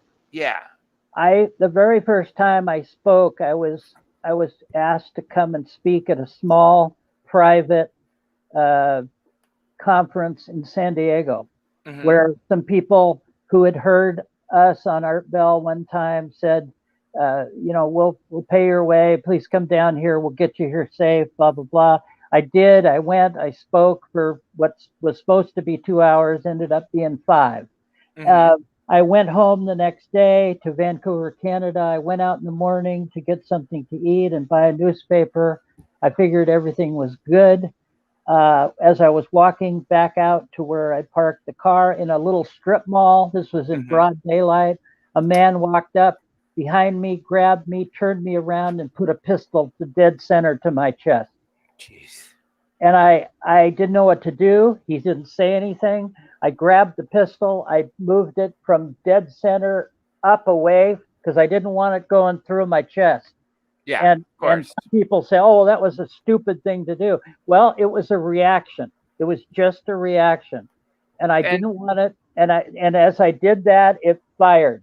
And it went right, what I thought is right over my shoulder. And then immediately I fell back against the parked car and kind of fell down onto the ground, kind of dumbfounded. And some guy, I saw the guy stand up.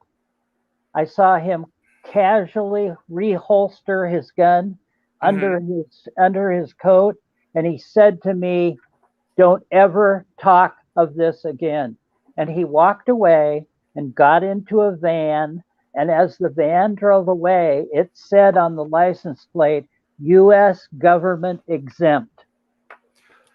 I'm going to take this image down. You described it. I hope everyone has had a chance to look at it. As you can see, there's 6 total, but it is the gunshot at the wound. Right. The bottom 4 are within a month of when I was shot. The top one is years later with just the scar that's remaining. It has been looked at. It was looked at right after, because at the time I was living with a physician in Vancouver in his house. So he took care of the wound. People say, well, why didn't you go to the hospital? Well, considering everything that had happened and considering I was living with a physician, I didn't need to go to the hospital. I was going to show the other one, but it's very graphic and I don't want this to be shut down. Can, well, give it a try. Okay. All right. Give me let you talk about it while I cue that up, because I have to literally pull that up. So tell people as I start. Well, lots of things happened while we would be out, or we'd be driving. This is the one with the high-powered rifle in the car. We'd be driving from many places where we lived. We were very nomadic, and at one point,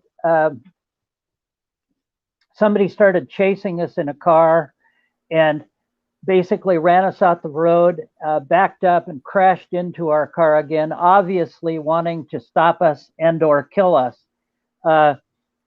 I didn't realize it at the time, but they had killed the driver, my member of my team, and I thought I was crushed because the car was turned upside down, and I thought some metal from the car had grazed my head and my scalp. It was later determined that I was shot by a high-powered rifle that had grazed my scalp, and right directly in the top of my brain. I had to learn to walk again. I spent 6 months trying to walk and speak again. This is the kind of thing that has happened. This is the kind of thing that continues to go around. And if you didn't have the security deal, knock on wood, I fear that something else. And again, if I'm being redundant, please forgive me. No. But people tend to think, oh, look at the doctor. He's in a really nice setting. He's really in a nice home. This isn't my home. I've never had a home since 1996. I've been nomadic. I've been on the run one way or another. Now things have gotten better, but I live in many different places. I lived in Mexico for a while. I lived in the United States in some very terrible locations. I mean, inside of derelict buildings, but always with the team who we've been extremely able to create an environment that was safe in the worst conditions. I mean, we can get landlines in and confiscated off of telephone poles within an hour. We've had security, surveillance security that's some of the best in the world. Our guys all have high-powered rifles of their own, and they're not afraid to use them. They're all military trained. These aren't, unprofessional. These are highly skilled special forces, right? SEALs, Rangers, etc. Yeah. Right. I mean, Dan McAvoy, the guy who headed up the research for all of my case, is a ranger, is an Army Ranger, and has protected me during the time he was with me for 2 years. He saw that we were attacked. He realized how difficult this was to be to be with me. He also saw the Link artifact demonstrated. He was sitting next to me with 2 other gentlemen in a locked room and saw me disappear and then come back.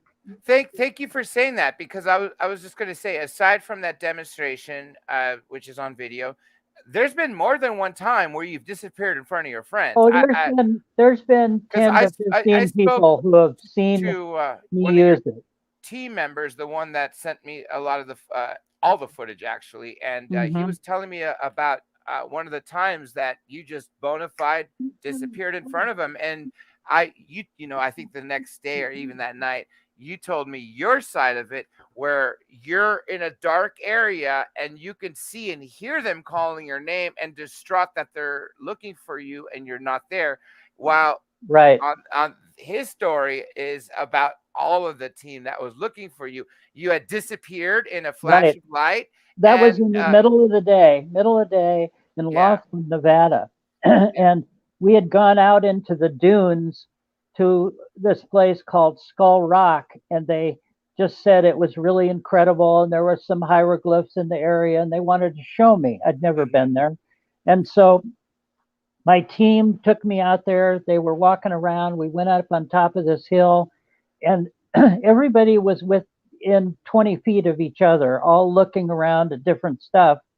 And all of a sudden, I tripped and kind of fell to the ground.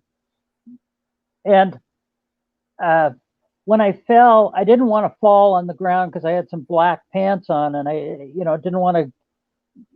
I had to speak in a couple hours, and I didn't want to get dirty, and so I stopped myself by putting my hands down in kind of a crouching position. And as I got up, I realized I wasn't in the same place.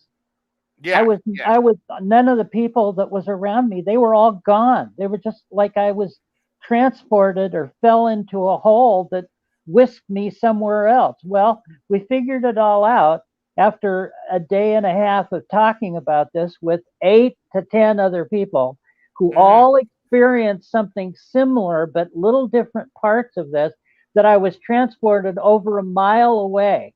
I ended up walking back, seeing them up on top of this hill and seeing where the cars were parked. I walked back, and then they realized that's Jonathan down there. That's, what's he doing down there? I mean, which was a long ways away. So, but they were all around me when this happened. So it just instantly took me from one place to another. Now, was this a wormhole? I don't know. It could have been. Was it just a portal?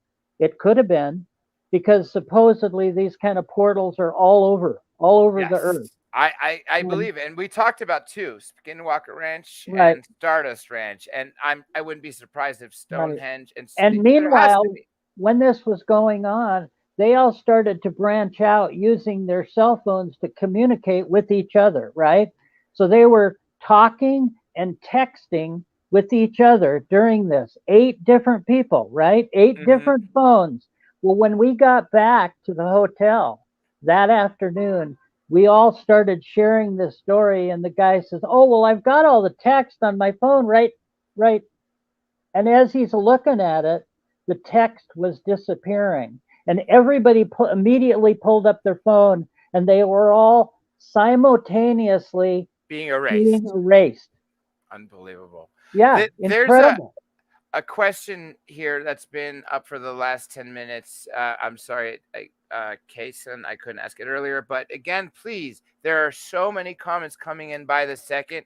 If you want your question asked, please super chat it, even if it's for 99 cents, because it'll tell me, and then that'll alert me that I need to look at it and put it up. And that way I can guarantee I ask it, since we're going to end shortly. This is what it says. Mr. Reed, so the ET was self-protecting when it killed the dog? Yes. Okay, got it.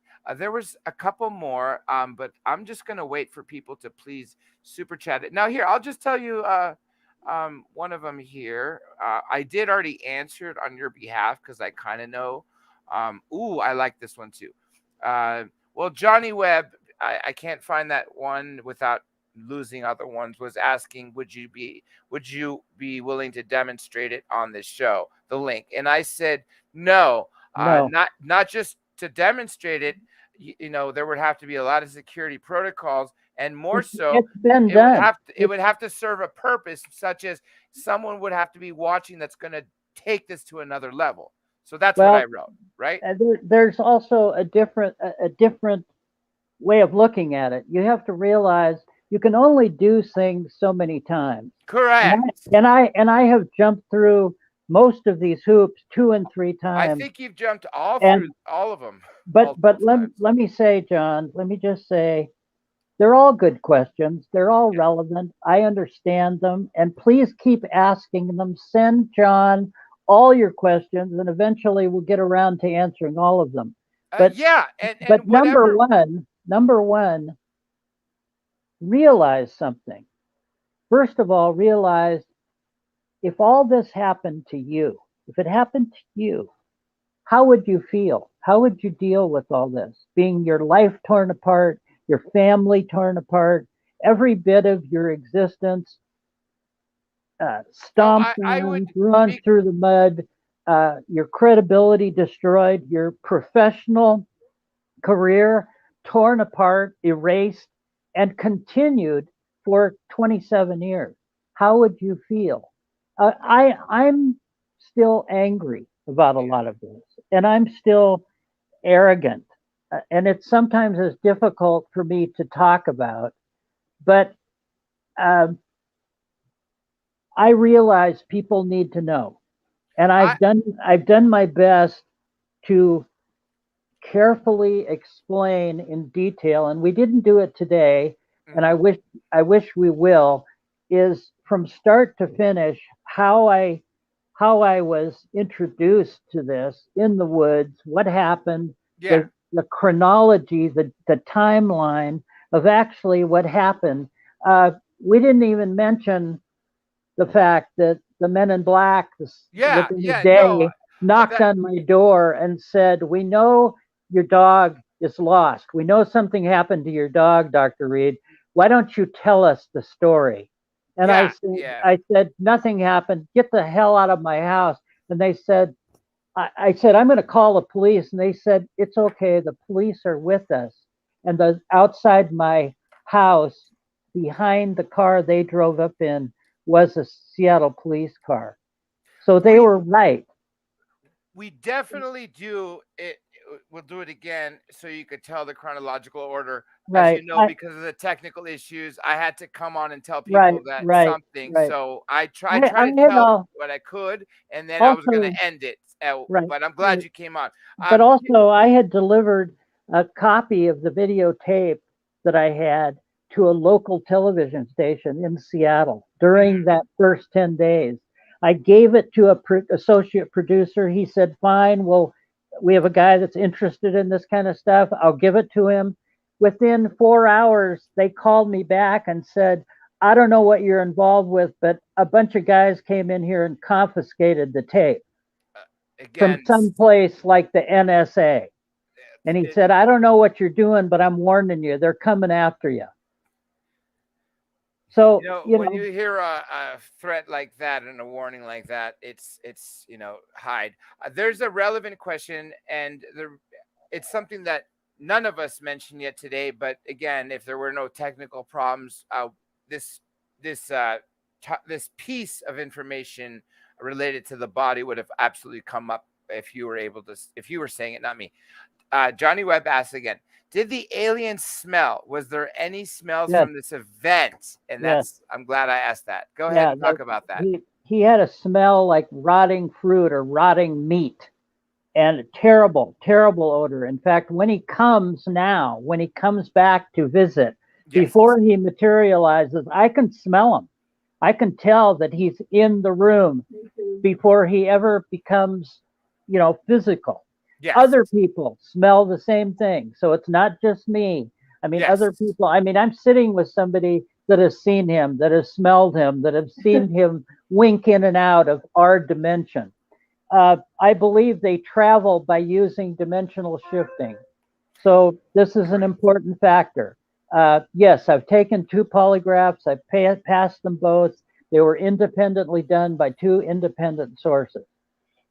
I right now I have the still of the polygraph examination. It just says it's just I think a stock footage of a polygraph machine. It says Dr. Jonathan Reed passed the 2 separate polygraph examinations. When were those examinations taken? And for those of you out there, okay, yes, in the legal sense, a polygraph is not admissible into law, but let me tell you where it's admissible and counts a whole lot. When a police officer arrests you for something major, such as a homicide, and you're brought in, and assuming you don't waive your right to stay silent and engage in their questions, they will ask you to take a polygraph, I think in every 50 state. And that polygraph is admissible to the arresting officers in making the decision if they will proceed with you. So yes, courts don't take them for some, I don't want to call it a loophole, but for some minor reason, it may change in the future. But the fact that every federal agency, police office, anything that wants you, when you want to work, this is what they require you to take. I offered to be a police LAPD reserve a few years back, and they require polygraph, which I had no problem of. It's just some of my broken bones. I couldn't handle the academy. But the point is, it's very relevant that Dr. Reed has taken and passed 2 polygraphs. Well, the other thing is, I want to say why it was done. It wasn't done for me to have any proof. It was done because the researchers, Wendell Stevens and Bob Dean, said this should be in the case file. Yes. So that's why it was done. It was done in late 2000 and 2001. One was done at UCLA Criminology Department. The other one was done in Washington State by a federal examiner. So do I have their testimonies? Yeah, I do. And every time we put this stuff up, if you notice, I don't have a website. The reason I don't have a website is the last 3 of them that I've had up, they get immediately taken down and destroyed. Well, again, I ask you, who has the source and the power to do that? You know? Honestly, it's people like you said that don't operate with the same laws we do. People that can make you disappear and records disappear Well, as if you're exactly. an unperson, and people who operate with pure immunity, even when it comes to homicide. And by the way, let's talk Kind of about like Joe Biden. Excuse me.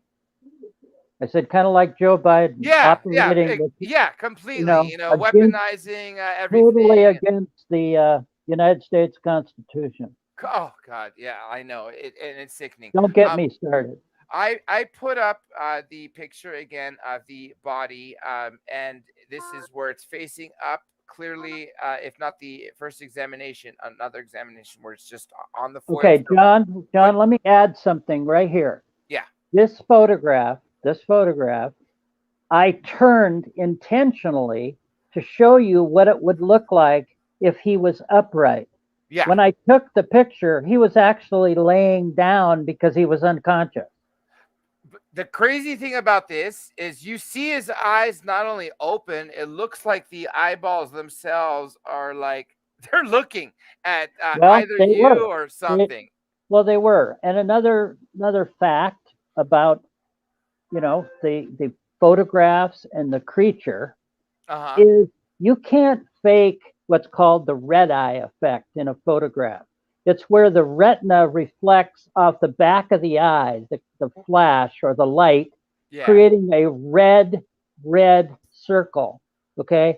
This is something that some of the photographic examiners, the professionals who examined the negatives and the photographs, said this is proof that it was a genuine creature, not a dummy, not a toy, not a prosthetic, that it was a genuine biological creature, because otherwise it wouldn't reflect the light in this manner. There is one very specific question that has come up every few minutes that I've kind of avoided, but might as well ask it as much as I really don't want to. I know you were railroaded in the Ben Hansen video, and the person wants to ask and has been continually asking, what about the Ben Hansen voice analysis deception? Well, it was bullshit.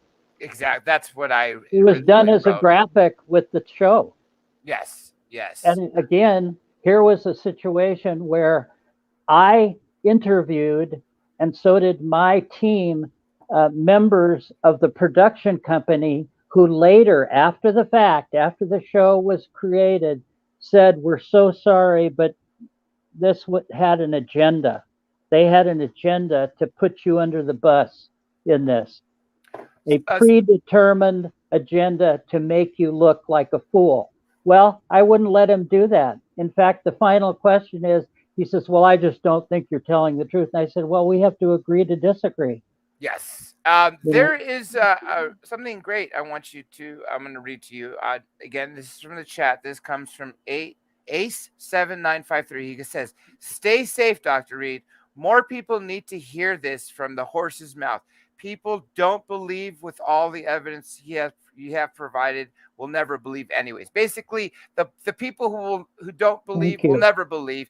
And the people that clearly, a lot of them here, as I told you, so a lot of them are actually contactees, abductees, and have had experiences. And I have a very open-minded crowd, if you haven't noticed that. Well, let me just say this, John.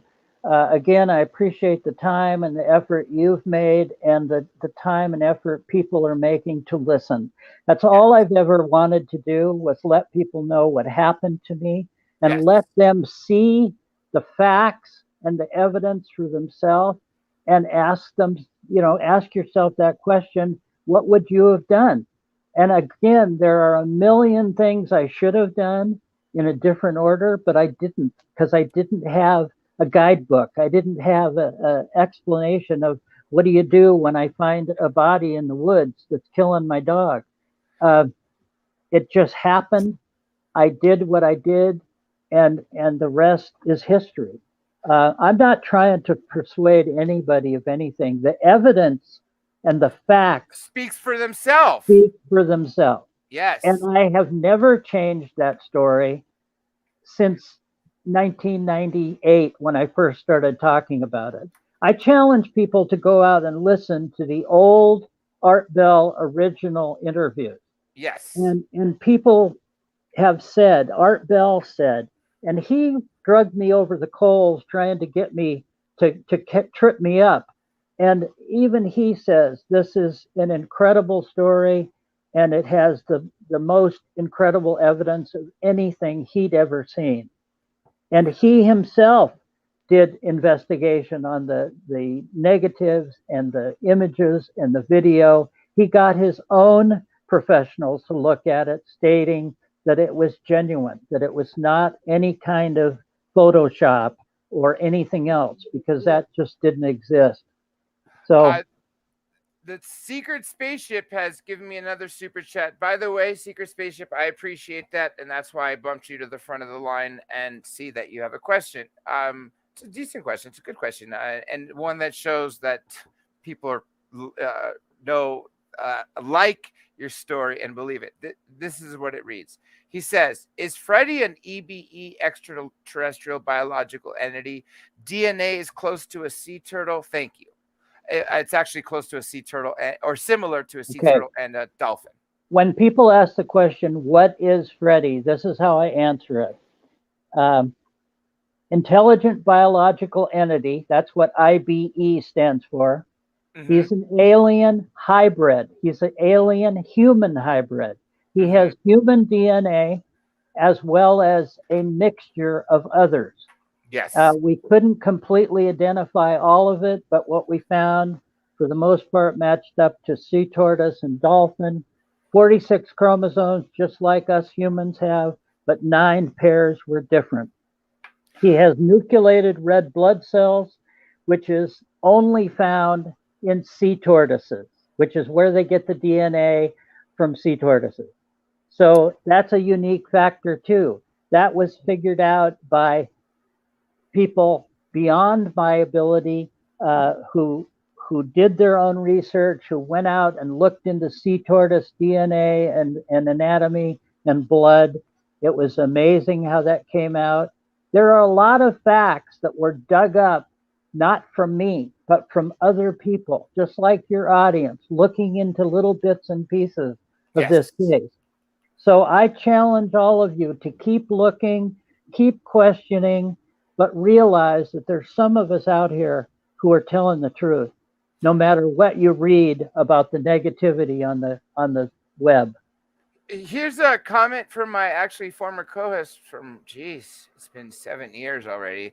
Johnny Webb, live in London, by the way. He's actually in London at 4:20 a.m. London time, watching live. And he says, I've always believed this case. There's a lot more comments like that. He did write a question, but I guess I could answer it on behalf of you, but I'll just read it to you so you could. He says, again, Johnny Webb, live in London. Dr. Reed, were you a believer before this event happened? Which never, said, never. I had nothing to do with it. I was a scientist, a medical doctor. I had no time to do this. I didn't even like science fiction. Yes. So basically, no, I was not a believer. In fact, I didn't want to believe even after this happened to me. For a couple of years, I wanted to just denounce it. I wanted not to deal with it because it wrecked my life. Yes. I mean, it destroyed my life. People have to stop for a minute and realize this didn't just say, oh, my neighbor's crazy because he thinks he saw something. Yes. These people tore my world apart. They killed my friends and my parents. This has been tragic. Yes. Okay. And like I said earlier, dead is dead. And you can look it up. You can look these people's names, like Roger Haggett, Dr. Roger Haggett, who was the pathologist who did the DNA study, who was killed in his office. And all that is history. I mean, it's documented. Yes. Now, I wasn't even in the country when they killed him. Now, there's we can go on for so many more hours. As you know, we've talked for hours. I've talked to your team for hours, and I've looked at Wait till you get the countless bill. hours of this.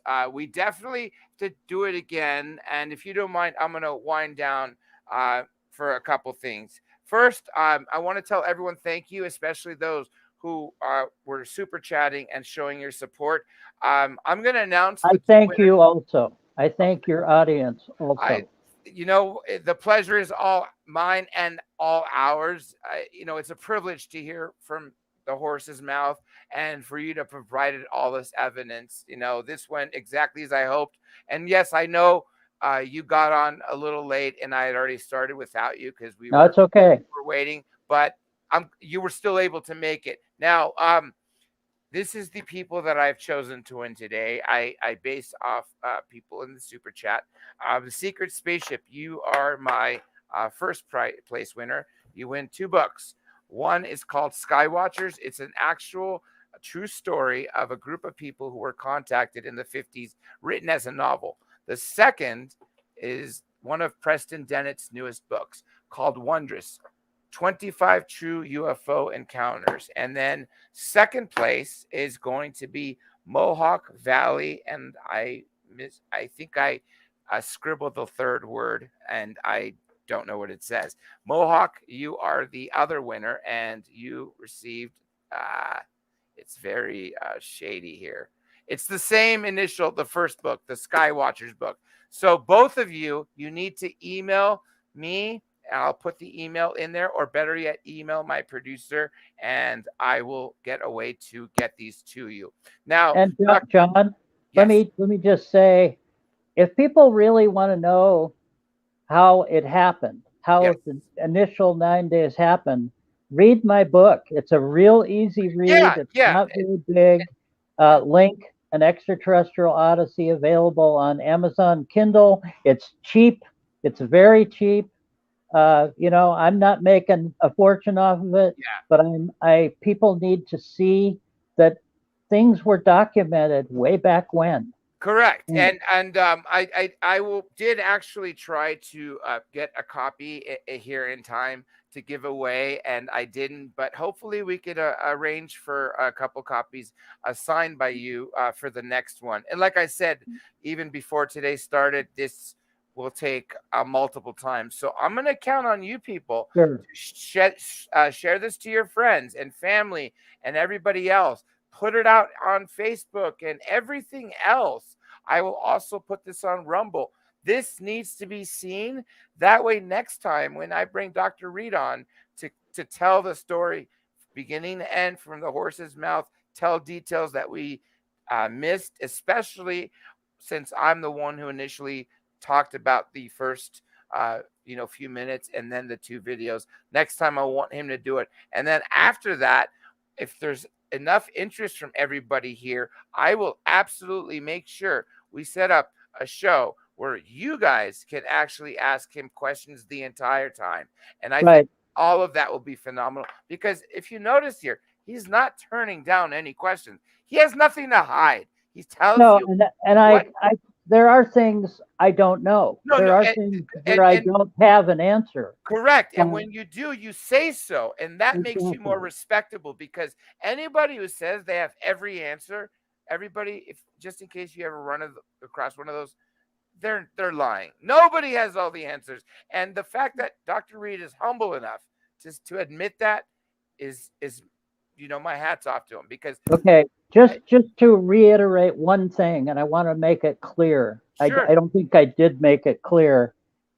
Freddy, the alien, is benevolent. He totally is benevolent. In fact, he's saved my life regarding the 2 reptilians that tried to attack me in my friend's backyard. He eradicated them. He eliminated them. He killed them. 2 8 to 10 foot reptilians that threw me across their lawn. Yeah. So he's definitely a protector of me. I think I have become his pet project by osmosis. Maybe that's all the superiors will allow him to do now. since he got caught by a human, so to speak. Do I think it was arranged? Do I think it was destined? No, I think it was circumstances beyond his control, beyond my control. That I met him, that I saw him in the woods, that my dog attempted to stop him defending me. Correct. Okay. I have forgiven Freddy. I Yes. have actually tried to forgive him for killing my dog because I have thought it through over and over again. And I understand that under the circumstances, it would be like a wild animal attacking me. Yes. He had to do what he had to do. Yeah. Fight or flight. And I had to do what I had to do. correct. And one thing we didn't get a chance to talk about today. We'll save for next time to go into detail about it. But just briefly, when you're interacting with Freddy over those 100+ times he's seen you since, it's all telepathic, right? It's a voice in Yes. your head. His mouth is not moving. Yes. And doesn't he only, when you ask a question, tell you 75% of it, and the other 25% give you riddles to make you figure it out on your own? Yes, and a lot of it is geometric shapes and colors and sizes that at the moment don't have anything to do with the context of the words, but yet later on there becomes a relevancy to that.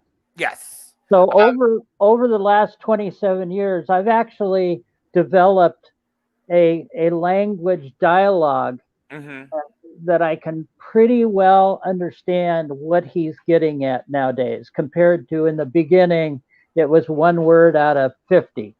But now I can pretty much discern what he is saying. He's interested in my emotions. Yes. I don't think they have emotions. That's something that's either been bred out of them or whatever you want to say. Gotcha. But he is most curious of my emotions and why I feel the way I do, why us humans feel the way I do. By the way, over the last week, all of the extraterrestrials have been focusing in on our world because all of the humans have been feeling this emotional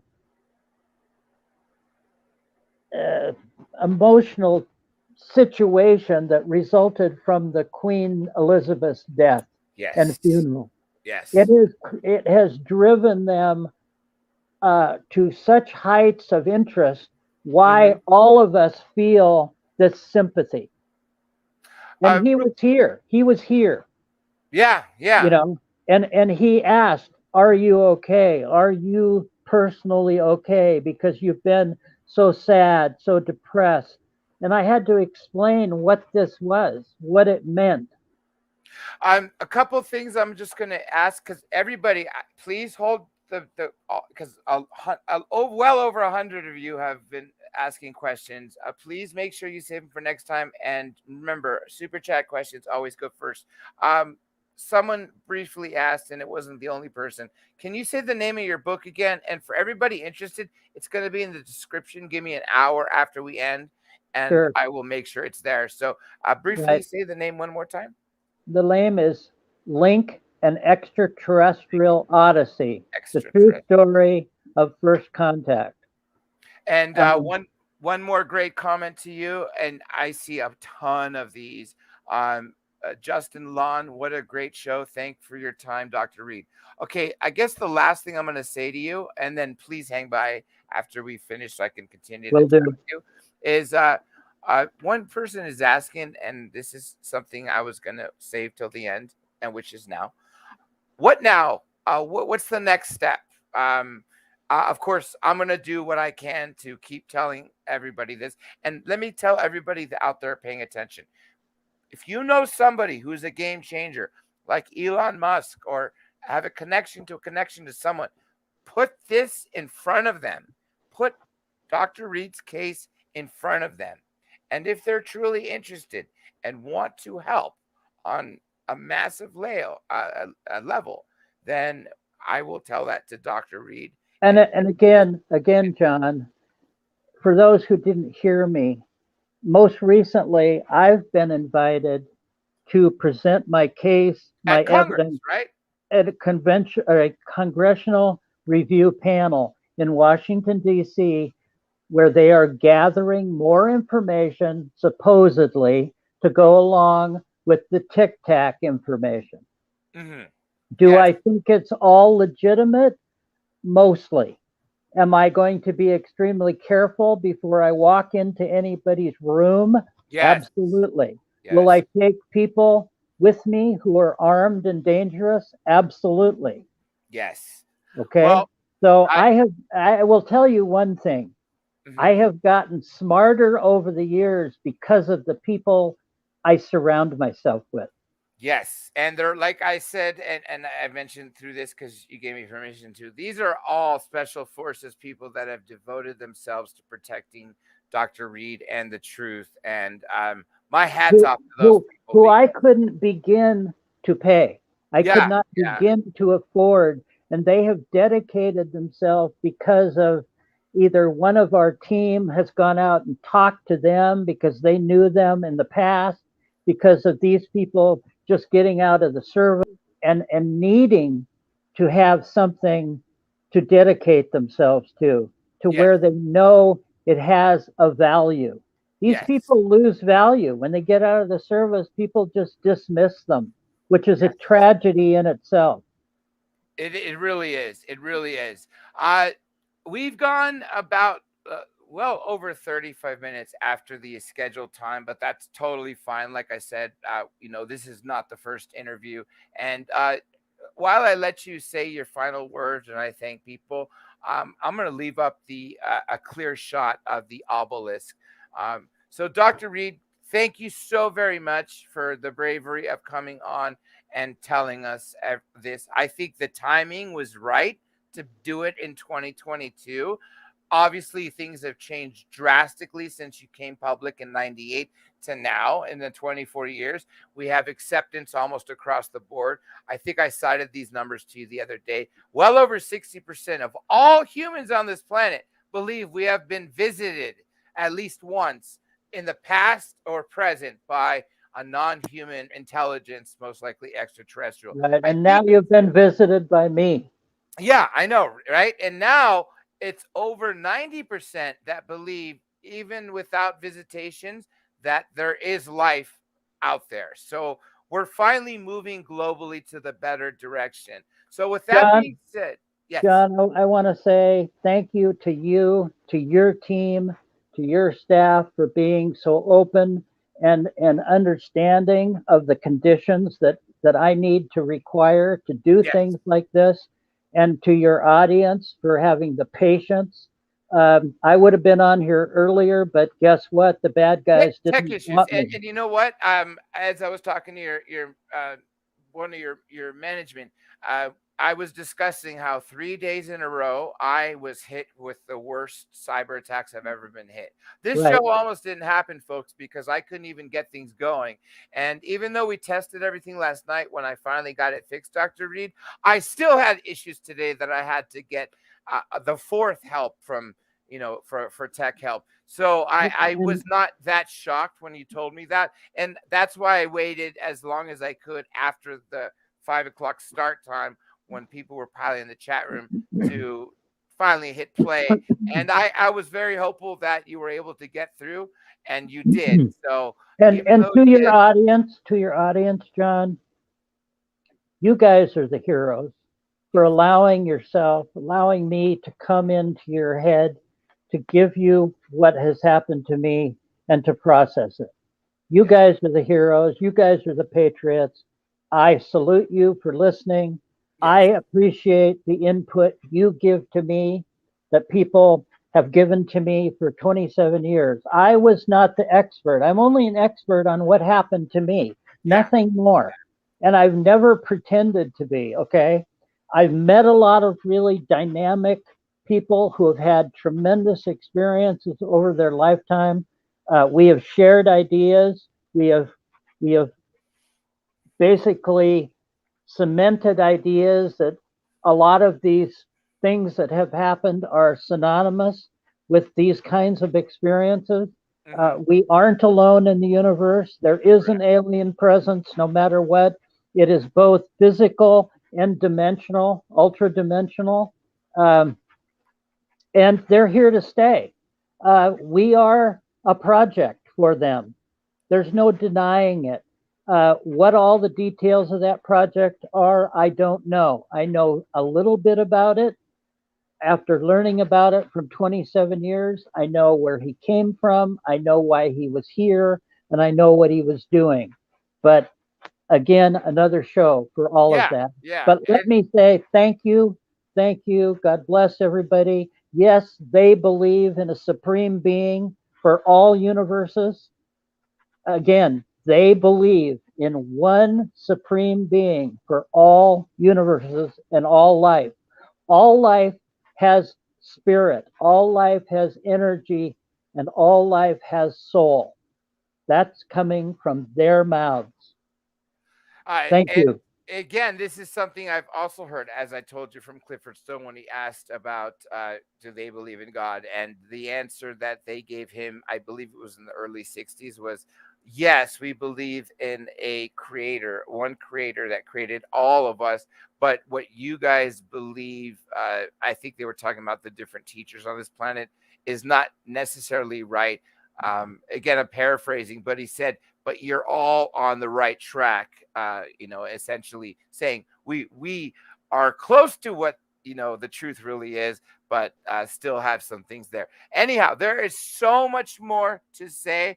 I promise you guys there will be a minimum of 2 more shows with him, and I will tell this story as long as it takes, and as many times as it takes, and most And I will importantly. tell this story as long as I live.